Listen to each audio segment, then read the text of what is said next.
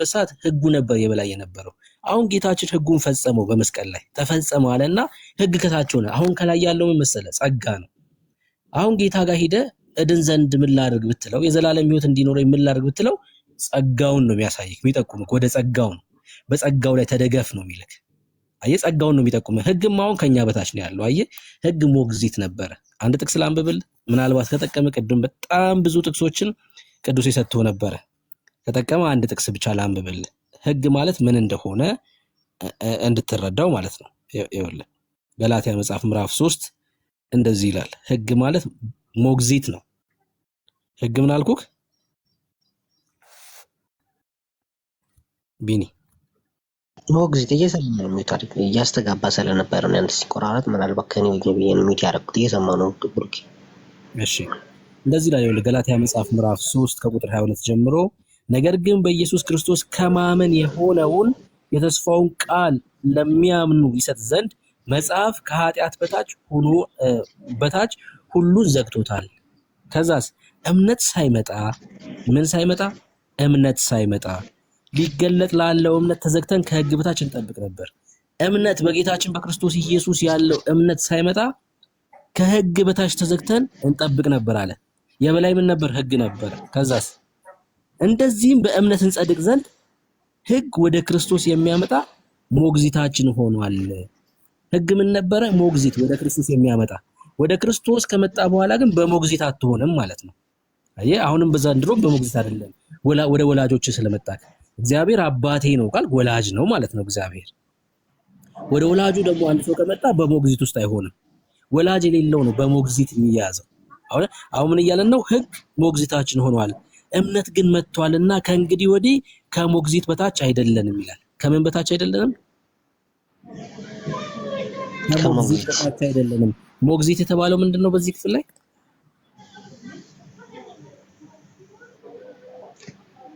ያው ህጉን ለማለት ፈልገው ነው። አዎ አትፍራ፣ በቃ ህጉን ነው እያለ ያለው።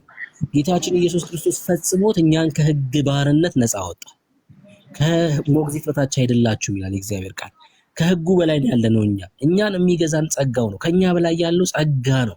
ህግን ማረገጥ ነው። ሰው ከህግ በታች ከሆነ የዘላለም ህይወትን ሊያገኝ አይችልም። ህግ ማጽደቂያ አይደለም። በነገራችን ላይ ህግ እንድንጸድቅበት የተሰጠ አይደለም። ህግ ኃጢአትን የሚገልጽ ነው። ይኸውልህ ለምሳሌ አትስረቅ የሚል ህግ ባይኖር መስረቅ ኃጢአት ይሆን ነበረ? አይሆን። ህጉ ሳልወጣ ከማማል ህጉ ሲመጣ ግን አንተ ስትሰርቅ አንተ ወንጀለኛ መሆንን ነው የሚጠቁመው አይደለ?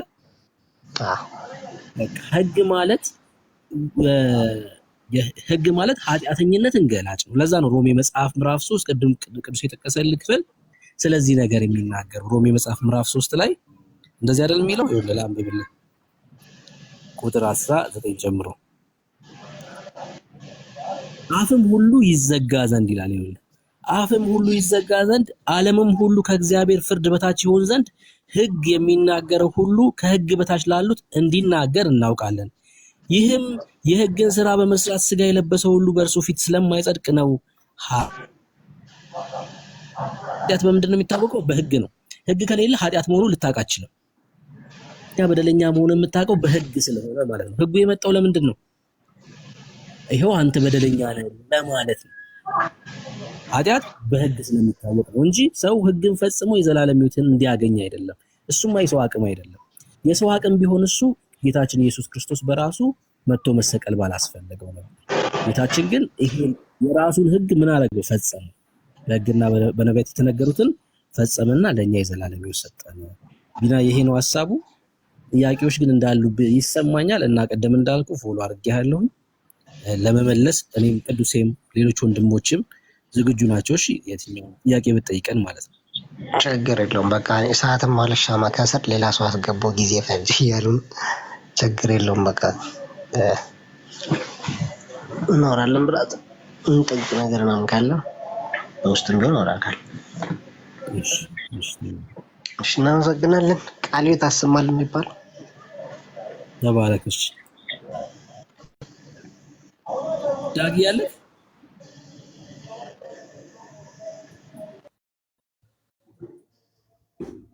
ዳጊሻ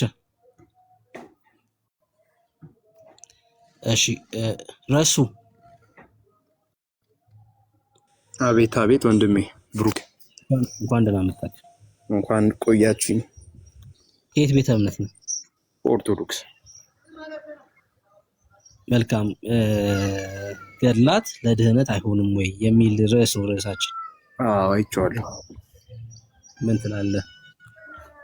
አይሆንም በታምር እኔ እውነቱን ነው የምናገረው። አይሆንም። የአቡነ እንትን ለእኔ ምንም አይጠቅምኝም። አንድ የተሰቀለልኝ ክርስቶስ ነው። እዚህ ጋር ሁላችሁም ይቅርታና አባቴ ትሆናላችሁ። በእድሜም ትንሽ ልጅ ነኝ እና ካላስቸገርኳችሁ በስነ ስርዓት ዳጊም አለ ዳኒም አለ መጽሐፍ ቅዱስ የሚያስተምረኝ ሰው እፈልጋለሁ። አንድ መመሪያ መጽሐፍ ቅዱስ ከሆነ መጽሐፍ ቅዱስን ብቻ ነው መማር የምፈልገው እና ፕሊዝ ብታስተምሩኝ ደስ ይለኛል። ብሩኬም ካላስቸገርኳችሁ ማለት ነው። ኧረ ደስ እያለን። ኧረ ምን የምን ማስቸገር ነው? የተጠራ ነው እንደምናገለግል ነው። ኤርሚም ሲያስተምር ብዙ ጊዜ ይከታተሏለሁ እና ብዙ ነፍስ እየዳነ እንደሆነ አውቃለሁ።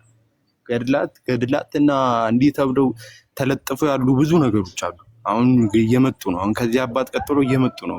ማርያም ደሟን አፍስሳልኛለች የሚል ምናምን እወዳታለሁ፣ ግን ለእኔ ክርስቶስ ብቻ ነው የሞተልኝ የሚለው ነው ማለት። በጣም በሚገርም ሁኔታ ማርያምን በጣም የሚወዳት ሰው ምን ማድረግ መሰለህ ያለብህ? ረሱ በጌታ በክርስቶስ ማመን ነው ያለበት። ለምን መሰለህ? ማርያም የት ነው ያለችው? በገነት አይደል?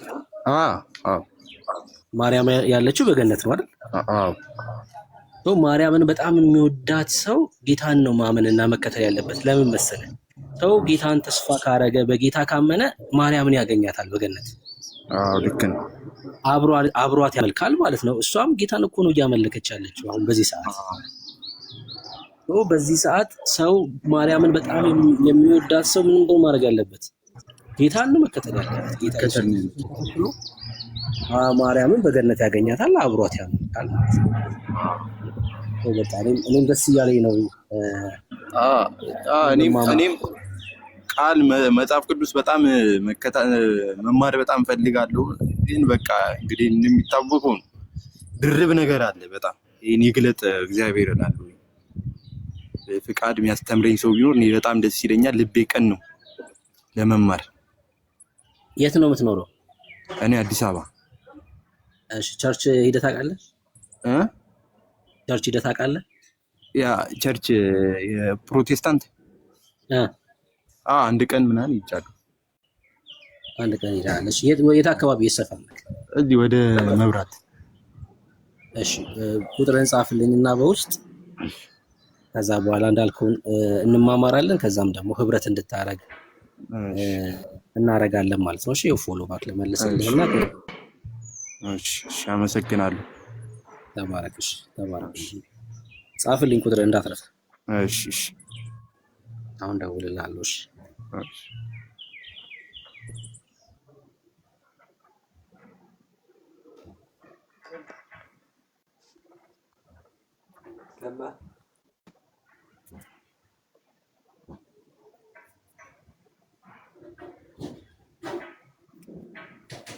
እሺ ዳጊ ያለክ ዳጊ ድምፅን አልሰማንም። ሰው ሰለቸው ተረት እንዴት ነው የማይሰለቸው? እውነት እንዴት ነው የማይሰለቸው? በነገራችን ላይ ተሸማቀውበታልም ጭምር ማለት ነው። የኢትዮጵያ ኦርቶዶክስ ምዕመናን በሙሉ በገላትና በድርሳናት በጣም ተሸማቀዋል። ድሮ ተክለ ሃይማኖት አባቴ ብለው ይጽፉ ነበር ስም አድርገው ፕሮፋይላቸው። አሁን እንደዛ ማድረግ ትተዋል። አቦ ወይም አቡዬ ገብረ መንፈስ ቅዱስ አባቴ ብለው ስም ያደርጉ ነበረ ፕሮፋይላቸው ላይ። አሁን ተሸማቀዋል። እንደዛ ማድረግ አይችሉም። ምክንያቱስ አፍረውባቸዋል። መጽሐፍቶቹ ሲነበቡ፣ የገድላቶቹ መጽሐፍት ሲነበቡ፣ ጻድቃን የሚሏቸው ሰዎች ታሪክ ሲነሳ መሮጥ ጀምረዋል። ምክንያቱስ የሚያሳፍር ታሪክ ስለያዙ ማለት ነው። የሚያሳፍር መሸማቀቅ ጀምረዋል። መቆም አይችሉም። ልክ ገድል ሲነሳ ዛሬም ተረት ላይ ናችሁ ይላሉ። አዎ ተረት መሆኑን አምነው ተቀብለዋል። አይገርምም? ዛሬም ገድላት ላይ ናችሁ ይላሉ። ለምን? ተረት ስለሆነ በቃ ተሸማቀውበታል። ተረት መሆኑን በአንድም በሌላ ተቀብለውታል። እኛ ደግሞ ለምንድን ነው ይሄንን እያነሳ የምናሳያችሁ? የነካችሁ ጭቃ ከእናንተ ላይ እስኪራገፍ ድረስ ጭቃ ውስጥ ነው ያላችሁት። በጭቃ ተበላሽታችኋል። እነዚህ የገድላት መጽሐፍት ለእናንተ ጭቃ ናቸው። ልብሳችሁን የሚያበላሹ፣ ነፍሳችሁን የሚያቆሽሹ ናቸው። ወደ ክርስቶስ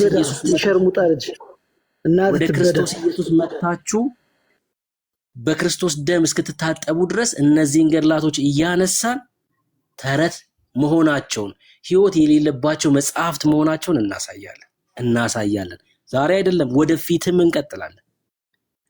ጌታ እድሜ እስከሰጠን ድረስ ነውራቸውን እየገለጥን በክርስቶስ ላይ ያመፁ መጽሐፍት መሆናቸውን እናሳያለን። መቼ? ሁሌም ኦርቶዶክስ ሲሰደው አይደል የምታበረታቱት? አበረታቱት። ሁሌም ማለት ነው። አስገባን እንድናወራ ፍቀድልን። አባ ዝም ብለህ አታውራ። ገድላቶቹ ምንድናቸው አልኳችሁ? በክርስቶስ ላይ ያመፁ ነውረኛ መጽሐፍቶች ናቸው። የጌታን ደም የሚያክፋፉ ልዩ ወንጌል ናቸው። ጳውሎስ እንደነዚህ አይነቶቹን ስብከቶች ነው የተረገሙ ብሎ የሚጠራቸው። በገላትያ ቤተክርስቲያን ላይ የተነሳው የስተት ትምህርት የተረገመ ከተባለ በኢትዮጵያ ኦርቶዶክስ ያለው የስተት ትምህርት ምን ተብሎ ይጠራል? የተረገመ ተብሎ ይጠራል። ለምን? የእግዚአብሔርን ሐሳብ የሚቃወም የጌታ የኢየሱስ ክርስቶስን ደም የሚያክፋፋ የሚረግጥ እውነተኛውን የመዳን መንገድ የሚዘጋ ነውረኛ የደብተራ መጽሐፍ ስለሆነ ማለት ነው። እንቀጥላለን። ነገም መታችሁ ተረት ብትሉም እንቀጥላለን። አዎ ተረት እንደሆነ እናውቃለን። ይህን ተረት አውጥታችሁ እስክታቃጥሉና ወደ እውነተኛው መንገድ እስክትመጡ ድረስ አውጥተን ማሳየታችን እንቀጥላለን። የሚቆም አይደለም ማለት ነው። የሚቆም አይደለም። መተ ገድል ዛሬም ብለ የምታሸማቀቀው ወንጌል አማኝ የለም። ለምን? አዎ ይሄ ተረት ነው ብለ አንተ አምነ ከቤት እስክታወጣ በአንደኛው ክፍለ ዘመን አንተ ሶፍት ከቤት አውጥተህ እስክትጥለው ድረስ እያልኩ ነው ወዳጅ። ያኔ ምን ይሆናል መሰለ? የእግዚአብሔር ቃል ላይ ብቻ ቆመን እንድናወራ ይሆናል ማለት ነው። የእግዚአብሔር ቃል ላይ እንቀጥላለን እያልኩ ነው። እንቀጥላለን። እሺ ሙሴ እንኳን ደህና መጣክ። አሁን ይሄ ሰውዬ ኦርቶዶክሳዊ አይደለም። አሁን ይሄ ሰውዬ ይሄ ሰው እዚህ ቲክቶክ ላይ ከዓመት በላይ አውቀዋለሁ። ስምህን ብትቀይር እንኳን አንተን መቼም አልስትህም አላውቅም። ወሬውን ተውና ከኔ ጋር ማውራት ከቻልክ እናውራ። አንዴት ስሙ። አሁን ይሄ ሰውዬ ማለት ነው መንፈሳቸው ስለሚጋባ ነው እንጂ ኦርቶዶክስ አይደለም። ኢየሱስ ክርስቶስ አምላክ አይደለም ብሎ የሚያምን ሰው ነው ይሄ ሰውዬ። ግን መጥቶ የኦርቶዶክስ የተረት መጽሐፍቶች ሲነሱ ገብቶ ይሳደባል። አሁን ይሄ ሰው ከዚህ በፊት ከኔ ጋር በጣም ብዙ ጊዜ አውርቷል። እንዳለ የሚባል ሰው መልሳችሁ አስወጣኝ። አንዴ ለምን ስለቀየርክ እኔ ስታለው ማለት አይደለም። ኢየሱስ ክርስቶስ አምላክ ነው ማለት እንዴት ልክልካችሁ እንደምነግራችሁ ስለምታውቅ እንዴት እጠፋለሁ? አንዴ ስማኝ። ኢየሱስ ክርስቶስ አምላክ ነው ብለህ ታምናለህ? አላምንም። በቃ አያችሁት አይደለ? መንፈሱ ስለሚጋባ የኦርቶዶክስ የተረት መጽሐፍ ሳነሳ ገብቶ ተሳደበ። ለዛው ማስነዋሪ ነገር። ግን ኦርቶዶክስ አይደለም ይሄ ሰው። መንፈሳቸው በዓለም ያለው መንፈስ ይሄ አንድ ስለሚጋሩት ነው። ያ መንፈስ አንድ ስፒሪት ስለሆነ ነው እየተናገርኩት ያለሁት። አሁን ይሄ ሰውዬ ጆባ የተነሳው አብ ብቻ ነው አምላክ ብሎ የሚያምን ሰውዬ ነው። ግን የኦርቶዶክስ መጽሐፍ ሲነካ እሱንም ያስቆጣዋል። ለምን? አንድ ነው የዘንዶ መንፈስ ገብቶ የተናገረው ኦርቶዶክሳዊ ያልሆነ ሰውዬ ነው። ስምን ሙሴም ማልከው ማንዴላ ማልከው አልስትህም ስል እኔ ብዙ ጊዜ አውርቻለሁ። የአጋንንት ትምህርት ያለ ሰውዬ ነው። ኦርቶዶክስ እንኳን ቢሆን እኮ በቃ ትታገሰዋለህ። አየህ፣ ትታገሰውና ትሰማዋለህ። ግን ኦርቶዶክሳዊ አይደለም። ጆቫ ሆኖ ገብቶ የኦርቶዶክስ መጽሐፍ ሲነሳ ይቆጣል። ተመልከቱ መንፈሱ እንዴት እንደሚጋሩት ማለት ነው። ቆይ እንጂ ግን ብሩኬ አሁን የኛ ማለት ገድላትና ድርሳናት ተጽፈው ስላሉ አንዳንድ ሕጸት ስለተገኘባቸው ይህን ያክል ከመለፍለፍ የእናንተ ያልተጻፈ ያልተከተበ ሆኖ እንጂ እንደ ጴንጤና እንደ ፕሮቴስታንት በክርስትና ላይ የሚጨማለቅ እና በክርስትና ላይ በጣም እጁን ያነሳ አለ? እስኪ ንገረኝ። በእውነት በእውነት በክርስቶስ እስኪ ምን ትላለህ? ማለት ከልብህ ይሄ መሸፋፈኑ ምናምኑን ሃይማኖታዊነቱን ተወውና እስኪ በፈጠረ። እሺ መልካም። እሺ ለምሳሌ አንተ ከየት ቤተ እምነት ነህ? አንተ የት ከየት እንደሆንክ ልወቅ። እኔ ከኦርቶዶክስ ተዋሕዶ ቤተክርስቲያን ነው ያለሁት የምኖረውም መልካም። ክርስቲያን የመጣሁት። ማን እንደሆነ እንግዲህ እሺ፣ ክርስቲያን ማን እንደሆነ እንመልከት። አሁን በእኛ ነውር የሆነውን ትምህርት አንድ ነገር ለምሳሌ ምን አልከኝ? በእኛ በወንጌል አማኞች ነውር የሆነውን ትምህርት አንድ ነገር አይ እያልኩ ያለሁት አሁን አንተ እያወራ ያለው በኦርቶዶክስን በትምህርቷና በአስተምህሮቷ አይደለም፣ እየኮነንክ እየተሳደብክም ማለት ያለው ማለት ነው። ወደ ሌላ ሀሳብ ሳትሄድ በእናንተ ቤት ያለ ነውር የሆነ ትምህርት እያለ ስላልክ እስኪ አንዱን ንገረኝ። ለምሳሌ ይሄ ነውር የሆነ ትምህርት ነው ብለህ አንዱን ንገረኝ። በእኛ ያለው ምን ሁሉ አብዛኛው ምንም አይነት እንትን ስታቲስቲክስ አለ እንትን ፖይንት እንትን ነምበር ቁጥር ባልሰጠው እንኳን አብዛኛው ከግማሽ መጽሐፍ ቅዱሳዊ ልምምዶች ናቸው የምታደርጉት ሁሉ እኮ። አንዱን ንገረኝ አልኩህ። ከዚህ ከአብዛኞቹ አንዱን ብቻ ንገረኝ። ይሄ ልምምዳቸው የሚለው አንዱን ንገረኝ። አሁን እኮ ምስል ነጥዬ ሰፓሬትሊ ነገሮችን አንድ ብዬ የምነግር ሳይሆን አክቹዋሊ በአዳራሽ ውስጥ የምታደርጉት ልምምድ መጽሐፍ ቅዱሳዊ ነው እያልኩ ነው። የቱ አንዱን ንገረኝ። ይህ መጽሐፍ ቅዱሳዊ ከሆኑ ልምምዶች ውስጥ አንዱ ይሄ ልምምዳችሁ ትክክል አይደለም ብለህ ንገረኝ። እንዴ ይኸው ከፈቀድኩልህ እኔም እንድቃወም ከአንተ ጋር። ኦልራይት እሺ።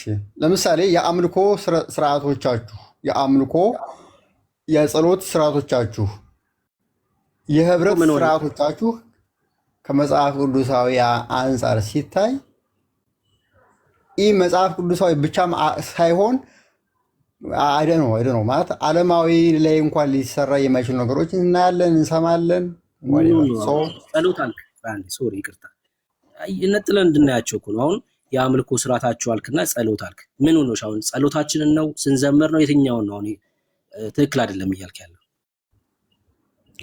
ኦልራይት አይ የነገርኩህ እኮ ነው ቡርጌ። አሁን እኮ የተማርን አይደለ ማለት አምልኮ ምንድን ነው? አሁን አምልኮን ታውቃለህ። ሰው በህብረት ሲያመልክ ያለውን ልምምድ ታውቃለህ።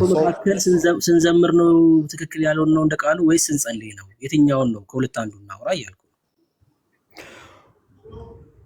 አንድ እኮ ነው ማለት አምልኮ ማለት ጸሎት አንዱ የአምልኮ ስርዓት አካል አይደል እንዴ? ጸሎትሽ ጸሎታችን ከመጽሐፍ ቅዱስ የወጣ መሆኑን አሳየኝሽ። ወደ ማርያም ስለማንጸልይ ነው፣ ጊዮርጊስ ስለማንል ነው፣ ተክለ ሃይማኖት አርሴማ በርሶማ ስለማንል ነው። የትኛው ጸሎት ስርዓታችን ነው ትክክል ያልሆነው? ንገረኝ። ማነብለት አለ ከነሱ መዝገበ ጸሎት። አሁን ይሄን ልክ እንዴት እንደሚያደርግልኝ አሳየዋለሁ። ቀጥል። ይኸውልህ ምን መሰለህ ጸሎት ላይ ማለት ለምሳሌ ምን አይነት ነው ማለት መንፈስ ነው አይደል? ማለት የትኛው መንፈስ እንኳን መለየት እስኪያቅት ድረስ ማለት አሁን እኮ እንትኑ እኮ ነው ማለት በቃላት ልገልጽልህ እስከማልችል ድረስ ነው። አክቹዋሊ ያዛል ያለውን ነገር ልምምድ ነው የምነግርህ። በቃ አይደለ ዝላይ ነው ካልቻልክ ዝላይ። ኦኬ ስንዘምር whatever መዝሙርን በለው ጸሎትን በለው whatever የሆነ ስም ስጣው ችግር የለውም። ዘላልን ባደል አሁን ምን መሰለህ፣ አንዴ በቃ ስማኝ፣ አንዴ ስማ። አሁን ይሄ የአምልኮ ስርዓት ነው አይደል? ስለ አምልኮ ስርዓት ነው እና ስትዘምሩ ዘለላችሁ እና ወንበር ሰበራችሁ አይደል እያልከን ያለው? ወንበር ሰበራችሁ፣ ዘለላችሁ፣ አዳራሹም እንደው በጩኸት ተሞላ። ወዳጄ ይሄ ህዝብ እኮ አይደለም መዝለል አይደለም ራቁቱን ቢዘምር እንኳን ማለት ነው ለጌታ ሲያንስበት ነው። ከሞት ያመለጠ ትውልድ እኮ ነው ያመለጠ ነው። ከሞት ያመለጠ ህዝብ ነው። ሲጀምር አምልኳችን እኛ ሰዎች እንዲያዩን አይደለም፣ ሰዎች አምልኳችን እንዲቀበሉት አይደለም ምናመልከው። ስናመልክ እግዚአብሔር እንዲቀበል ነው። የኛን አምልኮ ሊዳኝ የሚችለው እግዚአብሔር ነው። ለአምልኳችን መስፈርት ማንም ሊያወጣ አይችልም። አምልኮ ለአንተ አይደለም። አምልኮ በስጋ የሚደረግ አይደለም። ተመልከት፣ እናንተ ስታመልኩ እንዴት ነው? ቨርቲካል ነው አይደል የምታሸበሽቡት? የኛ ሆሪዞንታል ሆነ። ሆሪዞንታል ስለሆነ ጌታ አልቀበለውም ሊል ነው። እስኪ በየትኛው እንትን ልዳኝ ነው? እኛ አምልኮ የምናቀርበው ለእግዚአብሔር ነው። ተመልከት፣ አንድ ሰው በመጠጥ ይሰክራል አይደል? ጭፈራ ቤት የኛ ህይወት ነበር ይሄ በቀደመው ህይወታችን። ጭፈራ ቤት በመጠጥ ሲሰክር ጓደኛው ምን አለኝ አይልም። ለምን? በመጠጥ ስለሰከረ። በተከፈተው ሙዚቃ ተነስቶ እንደፈለገ ያብዳል። የኛም አምልኮ በመንፈስ ነው። በመንፈስ የምናመልከው ስለሆነ እንትና ምን አለኝ አይደለም ስናመልክ ምንለው ለስጋ እንዲመች አይደለም የምናመልከው። አምልኳችን ወደ ሰማይ የሚቀርብ ነው። ሰማይ ተቀብሎታል ወይስ አልተቀበለውም ነው። አየህ በስጋ ስታመልክ ጓደኛዬ አንዴ እስክጨርስ ጠብቀኝ። ጓደኛዬ ምን አለኝ ትላለህ በስጋ ስታመልክ።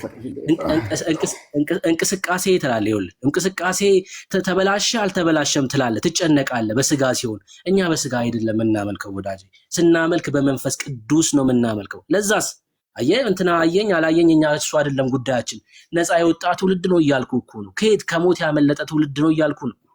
እንዴ በመንፈስ የተሞላ በመንፈስ የሰከረ ሰው እንዴትስ ቢያመልክ ወዳጄ? ከሞት ያመለጠ ሰው እንዴትስ ቢያመልክ? አሁን መተህ አምልኮ ስርዓታችሁ ስዘሉ አዘላለላ በመንፈስ የተሞላ ሰው ነው ያን ፕራክቲስ የሚያደርገው እያልከኝ ነው? በመንፈስ የተሞላ ሰው ነው ያን ፕራክቲስ የሚያደርገው እያልከኝ ነው?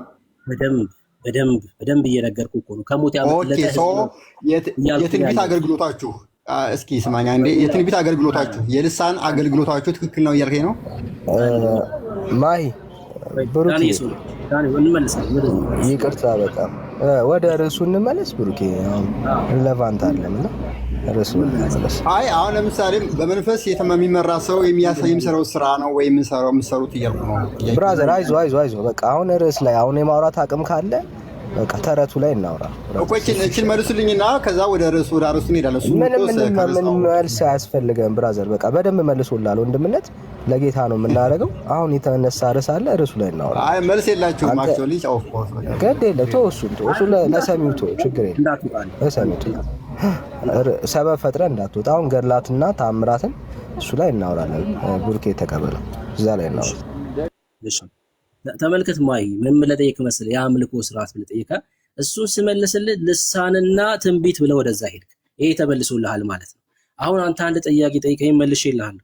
እስኪ ደግሞ ከናንተ ገድላት ደግሞ አንድ ጥያቄ ልጠይቅና ልክ እኔ እንደመለስኩልህ አንተ መልስልኝ።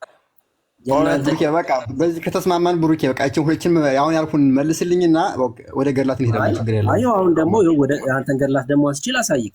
የእናንተ ገድላት ስለ ዘላለም እቺን አሁን ያልኩን ጨርስልኝ። ስለ ትንቢትና ስለ ልሳን እቺን አንዴ ጨርስልኝ ብራዘር። አንዴ ወዳጅ ቀጣይ ደግሞ ይሄን ከመልስክ በኋላ ደግሞ ስትጠይቀኝ መልስልሃል። የእናንተ ገድላት ስለ ዘላለም ሕይወት ያወራሉ አይደል? እሺ ስለ ዘላለም ሕይወት ያወራሉ።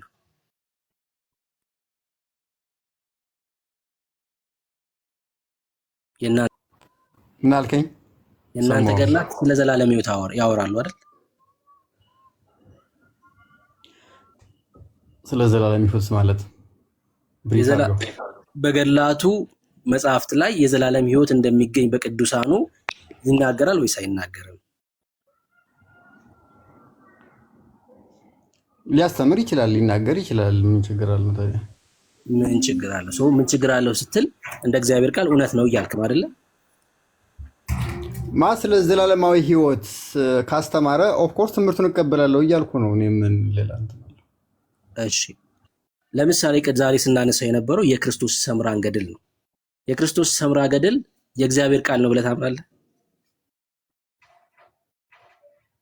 አይ ለዚህቹ ነው አይደል? ለዚህቹ ነው። አሁን እሱ በቃ ይሁን ብብት ውስጥ ግብዳ ቡጉንጅ ተሸክሞ አምልኳቸዋል አይደል? አሁን ቡጉንጅን ስለካካ አልቻልክም መቋቋም፣ ወረድክ። ከባድ ነው ህመሙ አይደል? ከባድ ነው ህመሙ። ነካ ሳረገው በቃ ላጥ ብሎ ወረደ። አፍርጠው ከዛ ትፈወሳለህ። ከእንደዚህ አይነት ህመም የምትፈወሰው ስታፈርጠው ነው። ወደ እግዚአብሔር ቃል ወዳጄ፣ ወደ እግዚአብሔር ቃል ነው። እሺ ዳጊ ያለ ድምጽ አይሰማ፣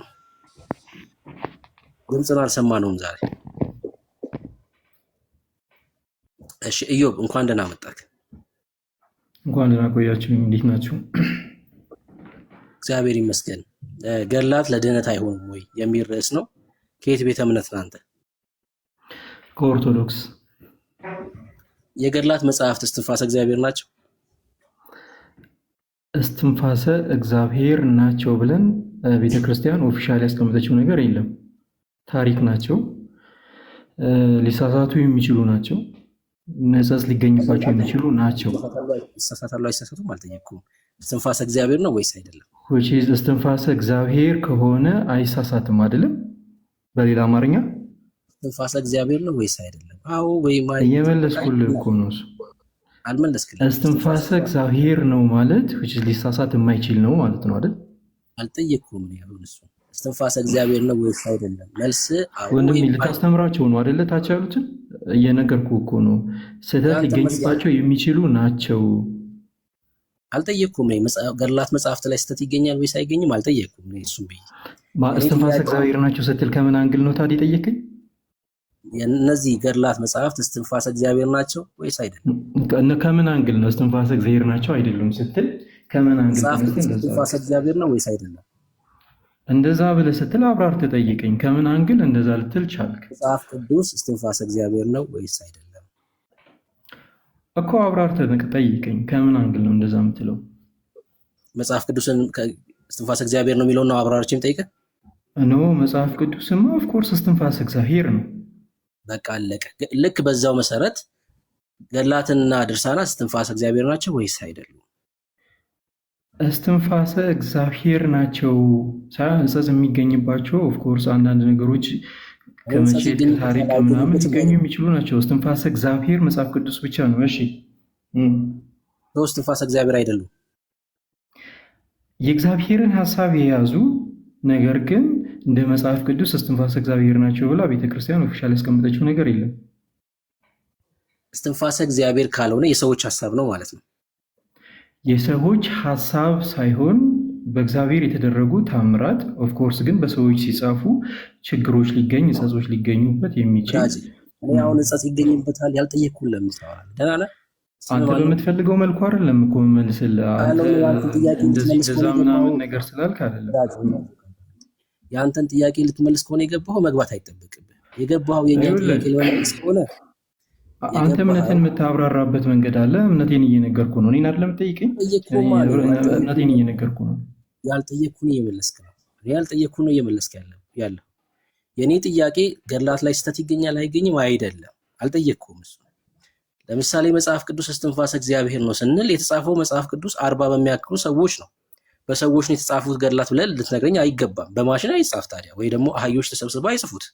የተጻፈው በሰዎች ነው፣ ምንም ጥያቄ የለውም። መጽሐፍ ቅዱስም 40 በሚያሉ ሰዎች ነው የተጻፈው። ግን በእግዚአብሔር መንፈስ የተጻፈ መጽሐፍ ነው ወይ ነው አይደል? መጽሐፍ ቅዱስ እስትንፋሰ እግዚአብሔር ነው ስንል ገድላትም የእስትንፋሰ እግዚአብሔር ነው ወይ ስልክ የተጻፈውማ በሰዎች ነው፣ ምንም ጥያቄ የለውም። ግን በእግዚአብሔር መንፈስ ነው ወይ የተጻፈው ነው ጥያቄ። አዎ ወይም አይ ብለህ መልስልኝ። አዎ የእግዚአብሔር መንፈስ ቅዱስ እርዳታ አለበት ሲጻፍ፣ ምንም ጥርጥር የለውም። በቤተክርስቲያን ድረስ የእግዚአብሔር መንፈስ ቅዱስ እርዳታ አለበት። የእግዚአብሔር መንፈስ እርዳታ በእግዚአብሔር መንፈስ ቅዱስ ከተጻፈ መጽሐፍ ቅዱስ ነው ማለት ነው። መጽሐፍ ቅዱስ ነው ብላ ቤተክርስቲያን ኦፊሻል ያደረገችው ነገር የለም። ከ10ው መጽሐፍ ቀጥሎ የቤተክርስቲያን ከመጽሐፍ አዋልድ ልጆች ናቸው። አንተ በምትፈልገው መልኩ ኢንተርፕሬት ካረክማ ስህተት ነው። እኔ አይደለሁ ባለእምነቱ፣ እኔ ላብራራል እንጂ እኔ መች ላብራራ አልኩኝ? ለጠየቁ ጥያቄ እኮ ጠየቀኝ መለስኩ። አዎ በእግዚአብሔር እርዳታ በእግዚአብሔር መንፈስ ቅዱስ እርዳታ የተጻፉ ናቸው አልኩ። መጽሐፍ ቅዱስ በእግዚአብሔር መንፈስ መጻፉ አይደል? መጽሐፍ ቅዱስ ያደረገው ቅዱስ መጽሐፍ እንድንል ያደረገን በእግዚአብሔር መንፈስ መጻፉ አይደል? ኦፍኮርስ በእግዚአብሔር መንፈስ መጻፉ። እንደገና እግዚአብሔር በራሱ ሪቨሌሽን ነው። ገድላትና እግዚአብሔር በራሱ ተገልጦ ያንን መጽሐፍ ቅዱስ እንዲጻፉ ካደረጋቸው ከሐዋርያት ሊሆን ይችላል፣ ከሐዋርያን አበው ሊሆን ይችላል። ይሄ የእግዚአብሔር መገለጥ ያለበት ሪቨሌሽን ነው። ፒውርሊ ገድላትና ድርሳናት በእግዚአብሔር መንፈስ ነው የተጻፉት። የእግዚአብሔር መንፈስ ቅዱስ እርዳታ ያለበት ኦፍኮርስ ምንም ጥርጥር የለውም። ማለት በእግዚአብሔር መንፈስ ቅዱስ ከተጻፉ በቤተ ክርስቲያን በኩል በሙሉ ያለፉት ድርሳናት ወይም ታምራት። ቆይ አዳምጠኛ ወንድሜ፣ አላዳምጥም። ያልጠየቅኩህን እያወራክ ለምን ነው የማዳምጥ? ለምንድን ነው እሱ? እየነገርኩህ እኮ ነው። አንተ በምትፈልገው መልኩ አይደል የምመልስልህ። እኔ የምፈልገውን ካልመልስክ ለምን ትገባለህ ታዲያ? አንተን ወሬ እኮ የመስማትኛ ግድ ይኸውልህ እኮ አንተ የምጠይቀኝ ልመልስልህ አይደል የምትፈልገው? እኔ አይደለሁ ባለእምነቱ። እኔ የምጠይቅህን ካልመለስክ ደግሞ ዝም ብለህ የምታወራ ከሆነ አንተን የመስማት ግዴታ አይኖርብኝ። ጠየከኝ እኮ ሰማሁ። እሱን እያብራራሁልህ እኮ ነው። በእግዚአብሔር መንፈስ ቅዱስ ካልተጻፈ አልከኝ። በእግዚአብሔር መንፈስ ቅዱስ ከተጻፈ እርዳታ ከተጻፈ መጽሐፍ ቅዱስ ልንለው እንችላለን ነው ያልከኝ። የስክ ቤተክርስቲያን ቅዱሳት መጽሐፋት ብላ ትቀበላቸዋለች። መጽሐፍ ቅዱሳት መጽሐፍት ብላ ስትቀበላቸው ግን ከመጽሐፍ ቅዱስ እኩል ናቸው ብላ ያስቀመጠችው ምንም አይነት ነገር የለም። ቤተክርስቲያን በዛ ደረጃ እምነቷን ገጽ አታውቅም። እምነቷም ሃይማኖቷም የሚመሰረተው ከ10ው መጽሐፍ ነው እሱ ከብሉይ እና ከአዲሳት ነው እሱ አልኩ። እሺ ተመልከቱ እንግዲህ ገድላትና ድርሳናት በእግዚአብሔር መንፈስ የተጻፈ እንደሆነ ያምናል መንፈስ ቅዱስ እርዳታ ኦፍ ኮርስ። እሺ አውስታር ሰማው ከደል ጣልቃት መጽሐፍ ቅዱስ በእግዚአብሔር መንፈስ እንደተጻፈ ያምናል። ገድላትና ድርሳናትም በእግዚአብሔር መንፈስ እንደተጻፈ ያምናል። ይሄ ልጅ ከምን አንግል ነው የሚለውን ጠይቀኛ። ከምን አንግል ሰማው ከደል አንተ ስታወራ ከምን አንግል ነው የተጻፉት ብለህ ጠይቀኝ። ስጠይቅህ እኔ እጠይቅሃለሁ። አሁን እያወራሁ ስለሆነ መስማት ነው ያለብህ። እሺ ሰው ገድላትና ድርሳናትን በእግዚአብሔር መንፈስ ተጽፏል ብሎ ያምናል።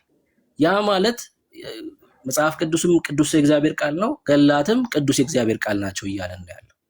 ያ ማለት ገድላትና ድርሳናት ላይ ያሉት ኪዳናት በሙሉ የእግዚአብሔር ሐሳብ ናቸው ማለት ነው። የእግዚአብሔር ሐሳብ ናቸው በእግዚአብሔር መንፈስ እርዳታ የተጻፉ ስለሆኑ። እሺ እዚህ ድረስ ከተስማማን አልቀበልም ሊለው የሚችለው ታሪክ የለም ማለት ነው። ሁሉንም ይቀበላቸዋል። ለምን? በእግዚአብሔር መንፈስ ስለተጻፉ። እንትና ማናት ክርስቶስ ሰምራ ከሲኦል ነፍሳትን እንደምታወጣ የክርስቶስ ሰምራ ገድል ይናገራል። ይሄ በእግዚአብሔር መንፈስ የተጻፈ ከሆነ ከመጽሐፍ ቅዱስ ላይ ለዚህ ትምህርት ማስረጃ ልታሳይ እንችላለን ማለት ነው። ተስማማን? አይወልድ መጀመሪያ ገድላትና ተአምራት የጻፉበትን አጠቃላይ ሁኔታ አዳምጠኛ። አይወልድ ስማኝ፣ ጠየቀኝ አይደለ? ምን ጠየቅኩክ? ይኸውልህ የጠየቀኝ ክርስቶስ ሰምራ ከሲኦል ወደ ገነት ወይም ደግሞ ከሲኦል ወደ መንግስተ ሰማያት ነፍሳትን ታፈልሳለች አይደል? ሁሌ የምታነሱት ነገር እኮ ነው። አዲስ ነገር የለውም። በየጊዜው መልስ የሚሰጥበት ነገር ነው። ከኔ በተሻሉ ትላልቅ መምህራኖች እዚህ ቲክቶክ ላይ ባሉ ወንድሞች ሁሌ መልስ የሚሰጥበት ጉዳይ ነው። አዲስ ነገር እኮ አይደለም እያነሳ ያለው ወንድም። የሚሰጥበት ከሆነ አንተ አትቸገርም ማለት ነው። ማስረጃ አስተነሽ። ይኸውልህ እኮ እሱን ግን አንተ በምትፈልገው መልኩ አይደለም የምመልስልህ። አይ መጽሐፍ ቅዱሳዊ ማስረጃ ነው የጠየቀው። አሁን ጥቅስ ስጠንና ጥቅሱ ላይ እናወራለን አልኩህ እኮ። መጽሐፎችን እንዴት እንደምረዳ እኔን ጠይቀኝ። እነዚህን መጽሐፍቶች እኔ አይደለሁ ባለቤት፣ እኔ እንዴት እንደምረዳቸው ልንገርህ። እኔ ጥያቄ እንዴት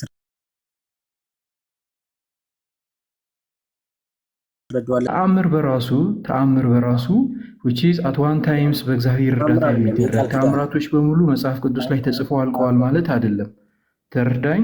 ስለዚህ እግዚአብሔር አይችልም ከመጽሐፍ ቅዱስ በኋላ አይሰራም ማለት ነው። ይሄ በሎጂክም ባይብሊካል የእግዚአብሔርን እንትን which is ገድቦ ማስቀረት ነው። ተአምራቶች በሙሉ ወንድም ያዳምጠኝ። ተአምራቶች በሙሉ መጽሐፍ ቅዱስ ላይ ተጽፈው አልቀዋል። ተአምራቶች በሙሉ መጽሐፍ ቅዱስ ላይ ተጽፈው አልቀዋል ወይ? አሁን ልሰማኝ ፈቃደኛ ነህ? ልሰማኝ ፈቃደኛ ነህ እኮ መልስልኛ። መጀመሪያ ተአምራቶች በሙሉ መጽሐፍ ቅዱስ ላይ ተጽፈው አልቀዋል ወይ? ይሄን መልስልኝ። ስማኝ ወዳጄ፣ ይሄ ተአምር አይደለም ቃል ኪዳን ነው አልኩ። ኦፍ ኮርስ ልመጣልህ እኮ ነው ወደ ቃል ኪዳኑ። ተአምር ነው፣ ከዛ ውጭ ቃል ኪዳን አለ በራሱ ክርስቶስ ሰምራ። ቆይ ልነግርህ እኮ ነው። 18 ዓመት በታች ናችሁ ሰዎች ቲክቶክ አትገቡ። በቃ አሁን ይሄ የማይመጥን ውይይት ነው። ለጠየቁ ጥያቄ መልስ ካለ መልስልኝ፣ ካልሆነ ግን ደስ ያለህን እያወራ ከዚህ ያሉ ሰዎች የመስማት ግዴታ የለባቸውም አንተን።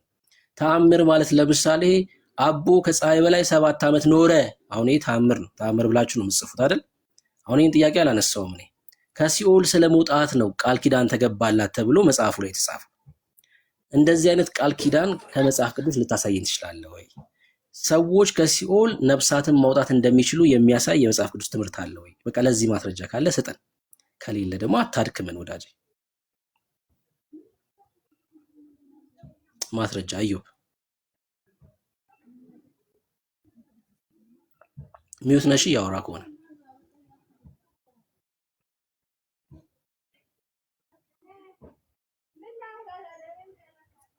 ኢዮብ ተጽፎ አላለቀም እና ምን ይሆነ? እነሱ ይጽፉልናል የቀረውን። ኦርቶዶክሳውያን አይደሉም እነሱ። ኢዮብ አለክ ሚውት ነሽ።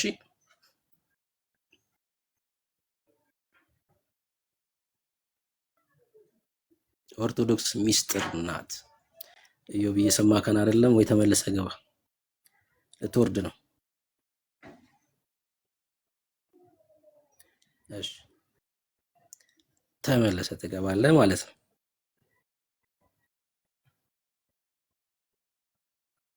ዳኒ ያለክ ብቻዬን ያስኩት። እሺ ብሩኬ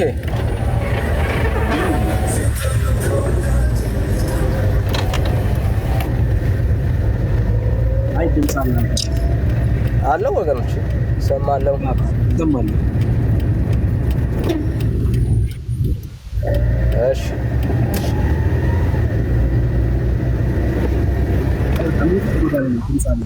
የገባ ኦርቶዶክስ አለ ፌኑ ነው ይረብሳል።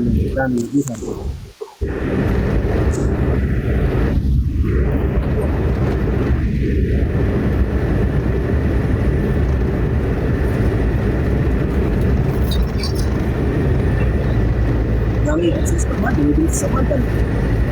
እሺ የገባ ሰው አለ ብሩኬ? አይ ሚውት አድርጎ በዳኒ ያንተ ድምጽ ይረብሻል።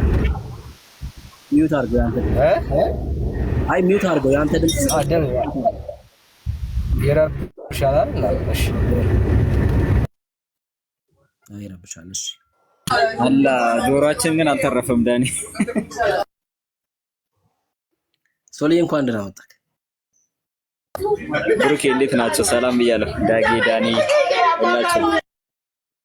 ያንተም ድምጽ ይረብሻል። እንኳን ደህና መጣህ ብያለሁ። ሶሊ የባሰ ነው። እኔ ጋርም አክቹዋሊ እንዲሁ ዳኒ አልተሰማውም። ለዛ ነው።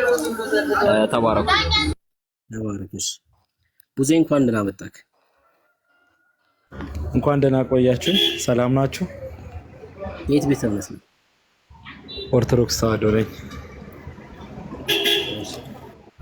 የገድላት መጽሐፍ ለድህነት አይሆኑም ወይ የሚል ርዕስ ነው።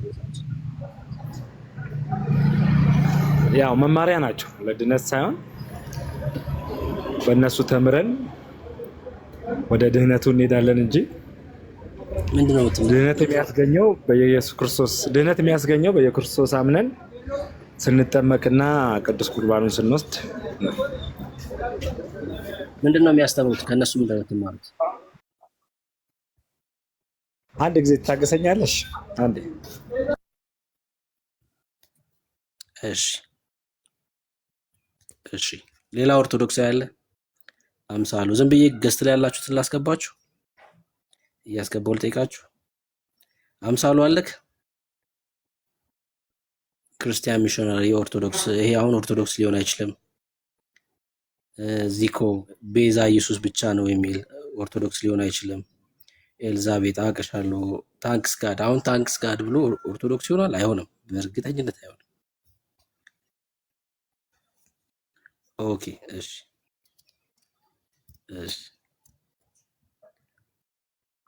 ከውስጥ ሳነበው ፕሮፋይሉን ጽዮን ሆይ ብረት ነው የትርሳኝ ይላል። ሳሉ እንኳን ደህና መጣ። ለጫልኩት እኮ ከላይ የሚለበስ የሚደረግ እኮ ሹራቡ። እሺ እንኳን ደህና መጣ ወንድማችን።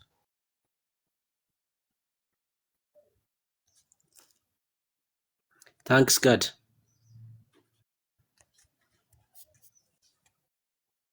ጽዮን ሆይ ብረሳሽ ቀኝ የትርሳኝ ስለሚል ከውስጥ ፕሮፋይሉ ላይ ምናልባት ኦርቶዶክሳዊ ሊሆን ይችላል። ጽዮን የሚለው ማርያምን ስለሚመስላቸው ቤተሰቦቻችን ታንክስ ጋድ አለክ? አልገባም? ኦ አይታይም። እናንተ ጋር አይታይም፣ አልገባም ማለት ነው። እሺ እናንተ ጋር ካልታያችሁ አልገባም።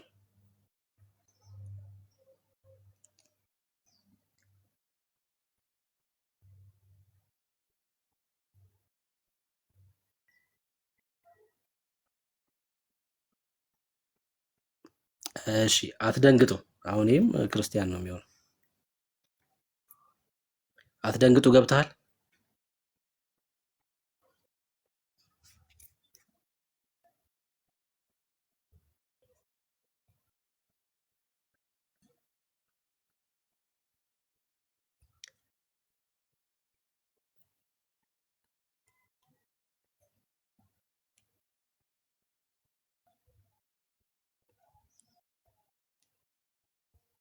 ዳን እንኳን ደህና መጣክ።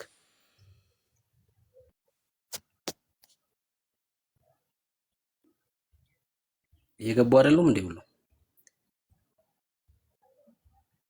እሺ ኦርቶዶክሳውያን አንድ ቁጥር ጻፉ። ኦርቶዶክሳውያን አንድ ቁጥር ጻፉ። አንድ ቁጥር ጻፉ። ኦርቶዶክሳውያን አንድ ቁጥር ጻፉ።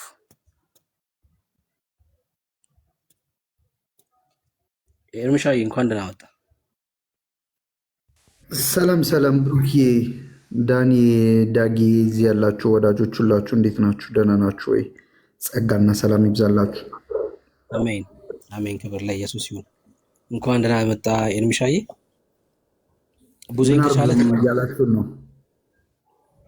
አይ ያው የገድላት መጽሐፍት ለድነት አይሆኑም ወይ የሚል ርዕስ ነው። ምን ትላለህ? እንዴ መጠርጠሩስ